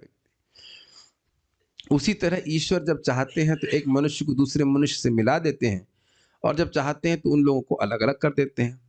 लकड़ी के बनाए हुए भेड़ा, भेड़ा क्या होता है समझ नहीं आया हिंदी इसकी। शेप, हाँ वही वो, मतलब भेड़ा मतलब वही कठपुतली ना, कीड़ों पर करके उदाहरण है। समझ में आ गया? लकड़ी की कठपुतली की तरह बोल रहे हैं। ठीक है, तात्पर्य हमें यह निश्चित रूप से समझ लेना चाहिए, एक बात समझ लेना चाहिए, वैष्णवों के संग में, हम बार बार रिपीट करते हैं इस बात को, वैष्णवों के संग में हम भगवान की नियोजन से आए। तो अगर भक्तों को सुखी करेंगे तो भगवान हमें कभी भक्त संग से दूर नहीं करेंगे। ये हमारे गुरु महाराज से प्रश्न किया गया कि भक्ति भगवान का गिफ्ट है, उपहार है, सर्वश्रेष्ठ उपहार है, भक्तों का संग भी कहीं भगवान हमसे छीन तो नहीं लेंगे? एक भोलेपन से पूछा, तो महाराज ने कहा नहीं, यदि आप इस प्रकार इसको वैल्यू करते हैं, मतलब आप भक्तों के संग में अच्छे से रहते हैं, भक्ति करते हैं, तो भगवान क्यों छीनने लगेंगे बताइए? आपसे प्रेम करते हैं तभी तो भक्त का संग दिया है। अगर आप उसको सहेज के रखते हैं, इसको वैल्यू करते हैं, तो क्यों छीन लेंगे बताइए? जनरली तो हम ही इसको छोड़ के चले जाते हैं, है ना? हमें यह निश्चित रूप से समझ लेना चाहिए। एक बात मैं बताऊंगा, अगर आप किसी अच्छे भक्त के मार्गदर्शन में है तो वो कभी नहीं चाहेगा कि आपका गलत हो। समझ रहे हैं इस बात को? भले ही वो कभी कभी डांटते हैं, लेकिन ये नहीं सोचना कि हम हमारे गलत के लिए बोल रहे हैं। हमको गलत लगता जरूर हो सकता है, क्योंकि हम सोचते हैं हमारा हमारे रियलाइजेशन, हमारे रिफ्लेक्शंस और हमारे ऑब्जर्वेशंस बहुत बहुत मैच्योर हैं, पहले ही समझते हैं। लेकिन थोड़ा समझना चाहिए इस बात को। मैं एग्जाम्पल आपको दूंगा, एक भक्त बोले मेरे को कि प्रभु जी पढ़ाई नहीं हो रही, मैं दिन में माला कर लूंगी। मैं जानबूझ के बोला, कर लो, और मैं कभी भी 2 घंटा बैठ के माला कर सकती हूँ। मैंने कहा, कर लो। मैंने कहा, सुबह अच्छा होता है, आप कर लीजिए। तो कुछ ही दूर में 16 से 8 पे आ गई। समझ आ रहा है ना? ज्यादा बुद्धि लगा नहीं, सीधे 16 से 8 पे आ गए। ऐसे ही नहीं बोल दे जा रहा है कि सुबह सुबह माला कर लीजिए। समझ रहे ना मेरी बात? और ये क्या गारंटी है? एग्जाम में पास हो गया, फेल हो गया तो कोई गारंटी नहीं है। लेकिन ये बात सत्य है कि उस दिन 16 माला करी है तो आपका पक्का सदगति प्राप्त होगी, अगर मर भी गए। ये सभी में होता है। नए भक्त लोग सोचते हैं कि हम बहुत बुद्धिमान हैं, हम सब समझ रहे साधना कैसे करनी है, हम साधना कर लेंगे, हमें कोई दिक्कत नहीं होगी। हम तो पहले से राग में है प्रभु जी, आप विधि चल रहे हो। ठीक। हमें यह निश्चित रूप से समझ लेना चाहिए कि हम जिस पद पर अभी हैं वे हमारे अपने ही विगत कर्मों के अनुसार परम इच्छा द्वारा नियोजित है। ये बात बहुत अच्छी है ना लाइन प्रभुपाद जी की। कुछ तो देखिए पहले भक्ति किए हैं तो भगवान कुछ हमको फिर से मौका दिए हैं। हम तो भक्ति कंटेक्स्ट में देख रहे हैं, बाकी तो आप उसको विस्तार कहीं पे भी कर लीजिए। भगवान की इच्छा के बिना यहाँ धाम में कोई नहीं बैठा होता, और भगवान की इच्छा के बिना आप जप नहीं कर सकते थे। ये बात सत्य है। भगवान की ही व्यवस्था है कि हम कथा सुनने को मिल रहा है, इससे में हम व्हाटएवर टीवी नहीं देख रहे हैं, होपफुली। आई मीन टू से घर में बहुत कुछ कर सकता है ना। इस समय आप जो लोग जूम पे सुन रहे हैं वो बहुत कुछ कर सकते थे ना, लेकिन ये तो भगवान के आशीर्वाद ही है ना कि आप बैठ के भागवत पढ़ रहे हैं, श्रवण कर रहे हैं, इज इट नॉट? जाप कर रहे हैं भगवान के नाम का। परमेश्वर प्रत्येक जीव के हृदय में परमात्मा के रूप में स्थित हैं, जैसा कि भगवत गीता में बताया गया है। ईश्वर तेरा तेरा 23 उपदृष्टा के रूप में। हाँ, तो उपदृष्टा अनुमंता चा भोक्ता भर्ता महेश्वर परमात्मा चापयुक्तो देहिस्मिन् पुरुषः परः। इस प्रकार से तो उपदृष्टा के रूप में देख रहे हैं क्या इच्छा है, एक्चुअली स्मेल भी कर रहे हैं, क्या खुशबू है इसकी, क्या क्या महक आ रही है इच्छाओं की। अनुमंता, ठीक है, इसकी इच्छा है, इसके पूर्व कर्म इस प्रकार से, ठीक है मैं करने दूंगा, लाइक दैट। अतएव वे हमारे जीवन की प्रत्येक अवस्था की गतिविधियों को जानते रहते हैं। वे हमें किसी विशेष पद पर बिठाकर हमारे कर्मों का फल प्रदान करते हैं। धनी मनुष्य का बच्चा संपन्नता के बीच जन्म लेता है, किंतु धनी मनुष्य के पुत्र के रूप में आने वाला बच्चा इस स्थान के योग्य था, अतः यह स्थान उसे ईश्वर की इच्छा से मिलता है। आप समझ में आ रहा है प्रभुपाद जी क्या एक्सप्लेन कर रहे हैं, कैसे भगवान एक व्यक्ति को यह लाते हैं। यह तो माता पिता का सामर्थ्य नहीं है कि कौन जीव उनके द्वारा बच्चे के रूप में जन्म लेगा। जिस प्रकार से ये सामर्थ्य नहीं है कि कौन जन्म लेगा, उस प्रकार से ये भी सामर्थ्य नहीं कि आगे क्या होगा। स्वीकार कर पा रहे हैं माता पिता है, ये सामर्थ्य नहीं था ना कौन आएगा। ऐसे नहीं तो सब लोग फिर अब किसी भी व्यक्ति को ला सकते हैं, बहुत महान व्यक्ति को लेके आते हैं। ये तो सामर्थ्य नहीं, जैसे सामर्थ्य ये नहीं कि कौन आएगा, उसी प्रकार से हमें कर्तव्य करना चाहिए, लेकिन कंट्रोल नहीं कि आगे क्या होने वाला। ये देखना बहुत मुश्किल होता है, लेकिन हमारे बच्चों का, मतलब जो भी बच्चे हैं, उनका भी अपना एक भाग्य है, उसको हम कंट्रोल नहीं कर सकते। अगर ये भावना रहेगी तो शोक करेंगे ही। मेरी बातें को समझ पा रहे हैं आप? नहीं समझ रही बात? उसका खुद का भी कर्म है, उसको आप चेंज नहीं कर सकते हैं, उसको चेंज नहीं कर सकते। हाँ, भगवान की भक्ति कराएंगे तभी भगवान की कृपा से हो जाएगा ना, हम नहीं चेंज कर पाएंगे उसको। Doesn't make sense? यदि उस बच्चे को किसी क्षण दूसरे स्थान पर ले जाया जाता है तो वह भी परमेश्वर की इच्छा से होता है, भले ही बच्चा या पिता ऐसे सुखद संबंध से वियोग पसंद ना करे। अब तो बातें क्लियर हो गई। कैसा बच्चा एक परिवार में आया और फिर चला गया। कभी कभी तो बच्चे जो है 5-5, 10-10, 20-20 साल घर नहीं आते। हम गलत तो नहीं कह रहे ना, अमेरिका चले जाएंगे तो 5-5, 10-10 साल चले जाते। ये भी हो जाता है कि माँ मर गई, कोई और उसका पिंडदान के लिए क्या कहते हैं, संस्कार करते हैं, वो आ ही नहीं लौट के। हम गलत तो नहीं कह रहे ना, तो सब काल के प्रभाव में हो रहा है कि नहीं। एक सिंपल उदाहरण समझ लीजिए, वो आपने देखे होंगे, यमुना जी में भी देखा होगा, गंगा जी में तो बहुत देखा जाता है। वो लट्ठे होते हैं, यहाँ पे आप देखेंगे बंगाल साइड में बांस के लट्ठे होते हैं, वो साथ में आते हैं बहाव से, फिर वो दूर चले जाते हैं। कोई उनका स्वतंत्रता नहीं होती। बादल उदाहरण तो मैं आपको पहले ही दे चुका हूँ, बादल हवा के प्रभाव से पास में आते हैं, फिर दूर चले जाते हैं। हर व्यक्ति को इसलिए अपनी भगवत भक्ति को बढ़ाने के लिए हर दिन प्रयत्नशील होना चाहिए। और जब तक हम लोग साथ में हैं तो साथ में आने का क्या प्रयोजन होना चाहिए बताइए। हम सब लोग भगवान का स्मरण एक दूसरे को, स्मरता स्मारतव्यश्च मितघौ घनाशम, यही हमारे सारे पापों को नाश करने की सबसे अच्छी प्रक्रिया है। अब बाकी हमारा कोई सामर्थ्य नहीं है कि हम कंट्रोल करें कौन व्यक्ति कब तक कहां रहेगा। क्या आप मेरी बात समझ पा रहे हैं? वैष्णव संघ में आकर के हम सब लोग क्या करें, भगवान का श्रवण कीर्तन करें। अब भगवान की इच्छा से कौन व्यक्ति 10 साल बाद कहां जाएगा, उसका कोई हमारे पास कंट्रोल नहीं। Make sense? महाराज की बात बड़ी अच्छी लगती, कहते हैं हमारा बड़ा भाग्य है जब महाराज स्वस्थ थे कि हम जहां जाते हैं हमको भगवान की बात बोलने को मिलता है। कितनी अच्छी बात है ना। कह रहे हैं स्थान चेंज हो जाता है लेकिन काम चेंज नहीं होता हमारा। कह रहे हैं हम यहाँ नैरोबी में कथा कर रहे हैं, अब भारत में जाएंगे, मतलब बॉम्बे में जाएंगे तो फिर भगवान के बारे में बोलेंगे, अमेरिका में जाएंगे तो अजामिल कथा या जो भी कथा महाराज कर रहे हैं। कितना सुंदर जीवन है। जैसे आपने सुना था नारद जी जैसे शुद्ध भक्त, उनका और कोई काम नहीं कि भगवान के बारे में बोलना है। कितना सुंदर बात है ना। यही बात निर्धन व्यक्ति पर भी लागू होती है। जीवों के मिलने या समझ में आया, गरीब व्यक्ति के पास भी बच्चा पैदा हुआ है, अपने कर्म के अनुसार पैदा हुआ। हो सकता हो ये भी देखा हो आपने कि एकदम गरीब बच्चा व्यक्ति बहुत धनी हो जाता है। हमारे ग्रुप में व्यक्ति हैं, बता रहे थे हम एक सरकारी स्कूल से पढ़े हैं और उनकी बहुत सैलरी है, 8 लाख ना पता नहीं कितने, 4 लाख 50 लाख से महीने की सैलरी। एकदम कोई कम सोचेगा नहीं ना, 4-5 लाख रुपए महीने की सैलरी और भी सरकारी स्कूल से पढ़ा हुआ लड़का, ऐसा कैसे हो सकता है बताओ। आप नहीं मानोगे ना, नहीं मानेंगे आप, लेकिन जो भाग्य में है तो लिखा है पूरा मिलना है। और उनका पैसा चला भी गया, रो रहे थे। हमने कहा जब आपको सैलरी मिल रही थी तो आप सोचे नहीं कि सरकारी स्कूल से पढ़ करके मैं इतना कैसे प्राप्त किया, और अब जब चला गया तो आप रो रहे हैं। है कि नहीं? और मैं आपको श्री कृष्ण बता रहा, आप तो जानते हो स्टॉक में, आप जब उनकी कहानी सुनोगे तो आप हंसोगे कि भाई ये बुद्धि किसने दी इस प्रकार से, जिसकी वजह से उनका धन चला गया। किसने दी बताओ? गलत डिसीजन किसने करने के लिए बोला? भगवान ने। और फिर वो पैसे को वापस प्राप्त करने के लिए फिर 15 लाख ज्योतिष को दे दिए। वो बुद्धि किसने दी? वो भगवान ने दिया। खुद बता रहे थे 15 लाख, पैसा भी नहीं आया, उधर भी डूब गया। समझ रहे ना मेरी बात? देख रहे कैसे घूमता है। हमने कहा भागवत सुनिए, जब करिए, बुद्धि ठीक रहेगी। भगवान आपको क्षमता अभी भी दिए हैं कि अभी भी 4 लाख रुपए महीना आ रहा है आपका। ये दिखना चाहिए आपको। जो गया सो गया। मैं लौकिक एग्जाम्पल नहीं दे रहा हूं, दिखता है कि भगवान कैसे कंट्रोल कर रहे हैं। धन आ रहा है, धन जा रहा है, इत्यादि इत्यादि। समझ रहे? जीवों के मिलने या बिछड़ने पर धनी या निर्धन कोई भी व्यक्तियों का कोई वश नहीं चलता।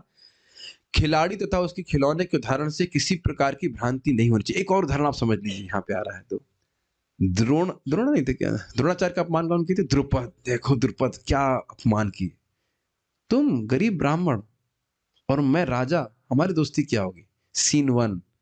और सीन 2, जब उन्हें ट्रेन कर दिया तो अब एकदम उल्टा, द्रोणाचार्य अब राजा बन गए हैं और वो गरीब की तरह पड़ा हुआ है। देखिए कितना अद्भुत बात है। एक और सीन ले लीजिए, दुर्योधन अपमान किया था पांडवों का, और जब उसकी जंघा टूट गई तो देखो कैसे भाई जमीन पे पड़ा हुआ है, कोई पूछने भी नहीं आ रहा उसको। अश्वत्थामा अकेले आया था, को पता है ना, जब उसकी वजह से मर गया था, कोई पूछने भी नहीं आ रहा है। जिस समय एक व्यक्ति के सर के ऊपर पूरे विश्व का मुकुट था, राज मुकुट था, बताइए। तो ये स्थिति है। ठीक है। कोई यह तर्क कर सकता है कि जब भगवान हमें हमारे कर्मों का ही फल देने के लिए बाध्य हैं, तो खिलाड़ी का उदाहरण यहाँ पर उपयुक्त नहीं बैठता है। बहुत ध्यान से सुनिएगा। समझ में आ रहा है प्रभुपाद जी क्या बात बोल रहे हैं? कह रहे हैं कि आपने बोला कि भाई अपने कर्मों के अनुसार जीव कर्म कर रहा है, उसके अनुसार भगवान उसको विभिन्न स्थिति में डाल रहे हैं। लेकिन खिलाड़ी का उदाहरण तो ये था ना कि खिलाड़ी से मेरा मतलब है कि जो नाटक प्रस्तुत कर रहा है वो अपनी इच्छा से कर रहा है। शब्द भी था ईश इच्छया। तो इसमें ईश की इच्छा क्या हुई? हम जो कर्म कर रहे हैं भगवान को देना पड़ रहा है। ऐसा व्यक्ति को एक आर्गुमेंट कर सकता है, तो प्रभुपाद समझाने क्या, लेकिन ऐसा नहीं है। हमें यह सदैव स्मरण रखना चाहिए कि भगवान की इच्छा परम है और वे किसी भी नियम से बंधे नहीं हैं। स्वराट, किसी भी नियम से, कि कर्म का नियम भी वो स्वयं बनाए हैं। सामान्यतः यही बात जो भगवान के ऊपर घटित है, वही बात नाम के ऊपर घटित है। बहुत सुंदर बात, ध्यान से सुनिएगा। 6.2.9-10 की टीका में चक्रवर्ती पाद प्रश्न उठाते हैं। भाई लिखा तो ये है कि जो व्यक्ति भगवान विष्णु की भक्ति में लगता है, क्रम से उसका पाप नष्ट होता है। तो एक ही नाम से कैसे सारे पाप नष्ट हो गए? तो क्या कहते हैं, भगवान का नाम भगवान से अभिन्न है, वो किसी नियम से तो ना बंधा है। कितना सुंदर बात है। भगवान का नाम भगवान है, वो तो किसी नियम से बंधा नहीं, वो किसी नियम से बंधा नहीं है, वो अपनी शक्ति से चल रहा है। उनकी इच्छा वो पूरा कर देंगे, खत्म कर देंगे, खत्म। जैसे भगवान स्वतंत्र है, उनका नाम भी स्वतंत्र है। अजामिल के सारे पाप समाप्त कर दिए। ये नहीं कि वो वेट करेंगे ना। बहुत अच्छा, हम पढ़ा चुके इस बात का, पढ़ेगा फिर से जाके, बड़ा सुंदर बात। बड़ा लोगों को चिंता होती है, भाई एक नाम से सारे कर्म कैसे नष्ट हो जाते हैं? तो तुम भगवान हो, तुम भगवान के नाम की महिमा समझोगे। रूप गोस्वामी कह रहे हैं आपकी महिमा कौन समझ सकता है, अर्थात कोई नहीं समझ सकता। तो इसलिए प्रभुपाद कह रहे हैं कि ऐसा नहीं है कि अब किसी ने कर्म किए हैं। ध्यान से सुनिए, भक्त है, उससे कोई बुरा कर्म हो गया है तो अब भगवान कहें अब हमारा भक्ति तो कर रहा है, लेकिन अब उसका बुरा कर्म है तो भोगना ही पड़ेगा, मुझे से भगवाना ही पड़ेगा। समझ में आई बात? ऐसा नहीं। सामान्यतः कर्म का नियम यह है कि लोगों को उन्हीं के कर्मों का फल मिलता है, लेकिन विशेष मामलों में भगवान की इच्छा से ऐसे कर्म फल बदल भी जाते हैं। इसीलिए कह रहे हैं ईश इच्छया। कुछ अच्छा लग रहा होगा आप लोग को। कितना हूं बुरा कर्म किया है, भगवान की भक्ति होने से, नामोच्चारण करने से सारे कर्म चेंज हो जाते हैं। यद ब्रह्म साक्षाद कृति निष्ठयापि विनाशमायाति विना न भोगै अपैति नाम स्फुरणे न तत्ते प्रारब्ध कर्मेति विरौति वेदः। रूप गोस्वामी जी कह रहे हैं कि ब्रह्म पे, निर्विशेष ब्रह्म पे तैल धारावत एकदम निष्ठा से वो ध्यान कर रहा है, तब भी विनाशमायाति विना न भोगे, बिना भोगे, प्रारब्ध कर्म को बिना भोगे वे नष्ट नहीं होते। लेकिन अपैति नाम स्फुरणे न तप्ते, अगर नाम स्फुरित हो जाता है तो वह सारे प्रारब्ध कर्म दूर चले जाते हैं। सारे वेद कहते हैं हरे कृष्णा कृष्णा कृष्णा हरे हरे, हरे राम राम राम हरे हरे। तो आप कहेंगे प्रभु जी प्रारब्ध चले गए तो शरीर कैसे बना हुआ है? भगवत इच्छा से। भगवत इच्छा से शरीर बना रहता है, ताकि वो जो सुख दुख आ रहे हैं भगवान की नियोजन से होता है, वह कर्म के प्रावधान के अनुसार नहीं होता। नहीं तो आप फिर कहेंगे कि नाम में शक्ति कम है कुछ, ये अपराध हो जाएगा। नाम में अनंत शक्ति है, वो सब कुछ चेंज करते हैं। कर्म का बंधन वह बिना वो दीक्षा की अपेक्षा नहीं करते हैं। सुनाई पड़ रहा है किसी को? जो बोल रहा सब वैसे सुनाई पड़ रहा है। दीक्षा पुरश्चर्या आदि अपेक्षा न करे, जिह्वा स्पर्शे आचंडाले सवा का उद्धारे, एकदम स्पष्ट लिखा हुआ है। दीक्षा पुरश्चर्या की अपेक्षा नहीं करते, जीव से संपर्क होने मात्र से चंडाल पर्यंत व्यक्ति का उद्धार करने वाला है। समझ रहे हैं इस बात को? तो ये भगवान का नाम, ये हमारे कोई शब्द नहीं है, और आप उसके लिए प्रमाण लीजिएगा 5:1:35, कई बार मैं बोल चुका हूं। शक्र दाद दीता सज हाथी बंधम, एक बार भी नाम उच्चारण करता है तो वह चंडाल भी कर्म से मुक्त हो जाता है। ठीक है, तो यहां बोल रहे हैं कि भगवान जैसे कर्म बंधन को नष्ट करते हैं, चेंज करते हैं, वैसे भगवान का नाम भी चेंज कर देता है। क्लियर? आगे बढ़ते हैं। मतलब अब आप ये सोच लीजिए कि अगर आपकी चिट्ठी में लिखा हुआ है कि इतने दिन में मर जाएगा, जरूरी नहीं है। जाप करने वाले का सब चेंज हो जाता है, लेकिन यह बदलाव भगवान की इच्छा से ही आ सकता है, अन्य किसी से नहीं। एक छोटा सा उदाहरण समझ लीजिए। एक व्यक्ति को, भारत की कोई अग्रवाल है, मुझे पता नहीं कौन है, लेकिन ऐसे बता रहे थे, तो वो रशिया में गए, उन्होंने कुछ घपला कर दिया, उनको 300 साल की कैद हो गई। 300 साल मतलब वही मरना था उनको, समझ गए। लेकिन यहाँ के कुछ लोगों ने कुछ पैरवी करी, तो प्राइम मिनिस्टर या प्रेसिडेंट ने बोला तो उनको छोड़ दिया गया। समझ आ गया? समझ में आ गया मैंने उदाहरण क्यों दिया है? हमारे कर्म को कितने भोगने हैं, उसे कोई लिमिट नहीं है, लेकिन भगवत इच्छा से भगवान की भक्ति करते तो सब बंडल करके किनारे कर देते। ठीक। अतएव इस श्लोक में दिया गया खिलाड़ी का उदाहरण सर्वथा उपयुक्त है, क्योंकि भगवान जो कुछ चाहते हैं उसे करने के लिए परम स्वतंत्र हैं, और चूंकि वे सभी प्रकार से पूर्ण हैं, अतएव उनके कर्मों या फलों में कोई त्रुटि नहीं रहती। जो कुछ कर रहे हैं वो हमेशा सही है, भले हमको समझ में ना आए। जब किसी शुद्ध भक्त का मामला आता है, तब कर्म फलों में ये परिवर्तन विशेष रूप से परमेश्वर द्वारा किए जाते हैं। और हम अपनी प्रसिद्ध लाइन को फिर से, मेरी नहीं महाराज की है, उसको रिपीट करूंगा। भगवान कर्म नष्ट कर देते हैं। याद हो गया क्या बोला मैंने? भगवान कर्म नष्ट कर देते हैं, लेकिन उन कर्मों को नष्ट नहीं करते जो हमारी भक्ति में सहायक होते हैं।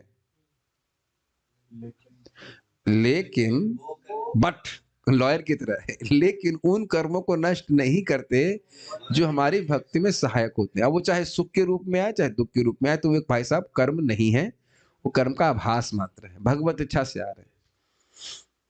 इसीलिए हाथ जोड़ करके जैसा भगवान कभी थप्पड़ मार रहे हैं, कभी सुख में रख रहे हैं, वो भक्त लोग जो है सहन कर लेते, कंप्लेन नहीं करते। असच्चे भक्त इस बात। और बात आज सुबह छूट गई थी या कल थी? छूट गई थी ना? मैं फिर से बोल दे रहा हूँ। देखो भाई, मान लो आपको बुखार होता है, तो अब यह नहीं है कि आप बुखार की दवा नहीं लोगे, लेकिन ये व्यवहार की बात तो है, वो करेंगे, लेकिन यह नहीं कंप्लेन नहीं करेंगे, अरे हम तो इतनी भक्ति कर रहे थे, हमको बुखार क्यों हो गया, हमारा कोलेस्ट्रॉल क्यों बढ़ गया, तूने जलेबी खाई तो बढ़ेगा नहीं, नहीं आओ। तो बहुत सारी चीजें हैं, समझ रहे हैं? तो हम बहुत सारे काम करते हैं जो हमारे लिए अच्छा नहीं है, वो भगवान उसको सब सेट करके देते हैं जो हमारी भक्ति के लिए अच्छा रहेगा। तो ये नहीं सोचेगा कि भक्ति कर रहे तो कोई दुख नहीं आएगा, वो आएगा भगवान के इच्छा से। और उदाहरण आप जानते हैं, माही कभी नीम के जूस पिलाती है, और माही कभी काढ़ा पिलाती है कड़वा कड़वा, और कभी ऑरेंज जूस पिलाती है। Make sense? और दोनों में ही भगवान माता का प्रेम होता है। क्लियर? ये ब्रह्म संहिता में भी होता है। कर्माणि निर्दहति किंतु च भक्ति भाजम। क्या श्लोक है? यस्त्वेन्द्र गोप मथवेन्द्र अहोस कर्मा बंधान रूप फल भाजन आतनोति कर्माणि निर्दहति किंतु च भक्ति भाजम गोविंदमादि पुरुषम तमहं भजामि। इंद्र गोप जैसा छोटा कीड़ा से लेकर इंद्र तक सभी अपने कर्म को भोगते हैं, लेकिन जो भगवान की भक्ति करता है उनके भगवान कर्म फलों को चेंज कर देते हैं। स्पष्ट? और ध्यान दीजिएगा कि हम लोग भक्ति भगवान के कर्म फल चेंज करने के लिए नहीं कर रहे हैं, हम भक्ति कर रहे हैं भगवान की भक्ति प्राप्त करने के लिए। ये साइड बेनिफिट है कि अपने आप ही कर्म बंधन नष्ट हो जाता है। क्लियर? भगवत गीता में आश्वासन दिया गया है, अपि चेतो सुदुराचा वाला श्लोक है, उसी को बोल रहे हैं। भगवत गीता में आश्वासन दिया गया है कि भगवान अपने उस शुद्ध भक्त को सारे पाप फलों से बचाते हैं जिसने उनकी शरण ग्रहण कर ली है। भजते माम अनन्य भाग, इसमें कोई संदेह नहीं है। विश्व के इतिहास में ऐसे सैकड़ों उदाहरण मिलते हैं जहां भगवान द्वारा कर्म फल बदले गए हैं। कहां ले जा रहा था अजामिल का कर्म फल? घोर नरक में। चेंज हो गया कि नहीं? और अब आप ये भी नहीं कह सकते कि वह योजना बना के नाम उच्चारण कर रहा था। ये भी मत कहिएगा कि उसको नाम में एक एक नाम में अनंत अमृत का अनुभव हो रहा था। कुछ नहीं हो रहा था। ए नारायण, या नारायण अपनी माँ की गोद से मेरी गोद में आओ, नारायण तुमने खाया कि नहीं, इत्यादि इत्यादि। ए हरि बोल, थोड़ा नमक लाओ, इत्यादि। इसको भक्ति तो आप नहीं कहोगे ना बाह्य रूप से, कोई माला नहीं पकड़ा ना कुछ किया। चेंज कर दिया जाता सब कुछ। यदि भगवान किसी के विगत कर्मों के फलों को परिवर्तित कर सकते हैं तो यह निश्चित है कि वे अपने ही कर्मों से या कर्मों के फलों से बंधे नहीं रहते, वे पूर्ण हैं और सारे नियमों के परे रहते हैं। ये दूसरा एंगल भगवान दिखा रहे हैं। ये बहुत अच्छा, सॉरी प्रभुपाद जी दिखा रहे हैं कि ईश की इच्छा, भगवान की इच्छा से सब लोग आ रहे हैं, मिल रहे हैं, दूर हो रहे हैं, लेकिन भगवान किसी की इच्छा के अंदर नहीं है ना। इस प्रकार से तो हमने यहाँ पे दो उदाहरण सीख लिए। एक था बैल वाला, ये समझाने के लिए कि सभी लोग भगवान की आज्ञा का पालन करने के लिए बाध्य हैं अपने कल्याण के लिए, और दूसरा यहाँ पे कठपुतली वाला, जैसे कठपुतली को पास में लेके आता है, दूर लेके आता है अपने खेल खेल में, उसी प्रकार से भगवान। लेकिन एक बात और मैं बताना भूल गया, भगवान मजे नहीं ले रहे हैं। ये कहीं आप लोग को सुनाई पड़ सकता है कि जैसे कठपुतलियों से मजे लेने के लिए कठपुतली खेल खेल रही है, भगवान लोगों से के भगवान हमारे दुखों को देख करके मजे नहीं ले रहे हैं। ये ध्यान दीजिएगा। मुझे लग रहा था कि शायद ये बात भी कहीं अर्थ ले लिया जाए लोग। ये उदाहरण केवल एक ही बात को पुष्ट करने के लिए है कि जैसे कठपुतली अस्वतंत्र है, उस प्रकार से हम अस्वतंत्र हैं। लेकिन भगवान को कोई मजा नहीं आ रहा है हमको दुख भोग, मतलब दे रहा है, अच्छा स्वर्ग में जा रहा है, नरक में जा रहा है, अच्छा है, और भले खुशवाऊं उसको। ऐसा भगवान की कोई नहीं इच्छा। भगवान बहुत दयालु है, भगवान नहीं चाहते हैं हम दुख भोग, हमारी इच्छा ऐसी होती। तो उम्मीद है कुछ समझ में आएगा। कोई प्रश्न है कि नहीं देखता हूँ। यदि बॉर्डर पर सैनिक अपना कर्तव्य निभाते हुए शहीद हो जाए तो क्या वे मुक्त कहलाएगा? देखिए, मुक्त तो नहीं कह सकते, लेकिन स्वर्ग की प्राप्ति जरूर है। पुरश्चर्या का अर्थ क्या होता है? पुरश्चर्या का अर्थ होता है दीक्षा के पहले कुछ नियम पालन करने होते हैं, उसको पुरश्चर्या कहते हैं। सब कुछ भगवान की कर नहीं बली बलाए तो स्मॉल इंडिपेंडेंस का कोई सवाल ही नहीं होता। अब ये एक अलग प्रश्न हो जाएगा। हमारी स्वतंत्रता किस में है? हमारी स्वतंत्रता बस इस बात में है कि हम भगवान की आज्ञा का पालन करें, बस ये स्वतंत्रता है, और भी स्वतंत्रता नहीं। और क्या है? फैमिली में तो अपमान या बुरी बातें सहन करनी होती हैं। अब किसी में स्थिर गुण हो उसको रोकें, क्षत्रिय गुण हो उसको रोके नहीं तो वो लड़ता ही रहेगा। ये सब बातें हम क्या छोड़ें, प्रश्न है। ठीक है, यहाँ रुक जाते हैं। श्रीमद् भागवतम की जय, श्रील प्रभुपाद की जय, ताय गौर प्रेमानंदे।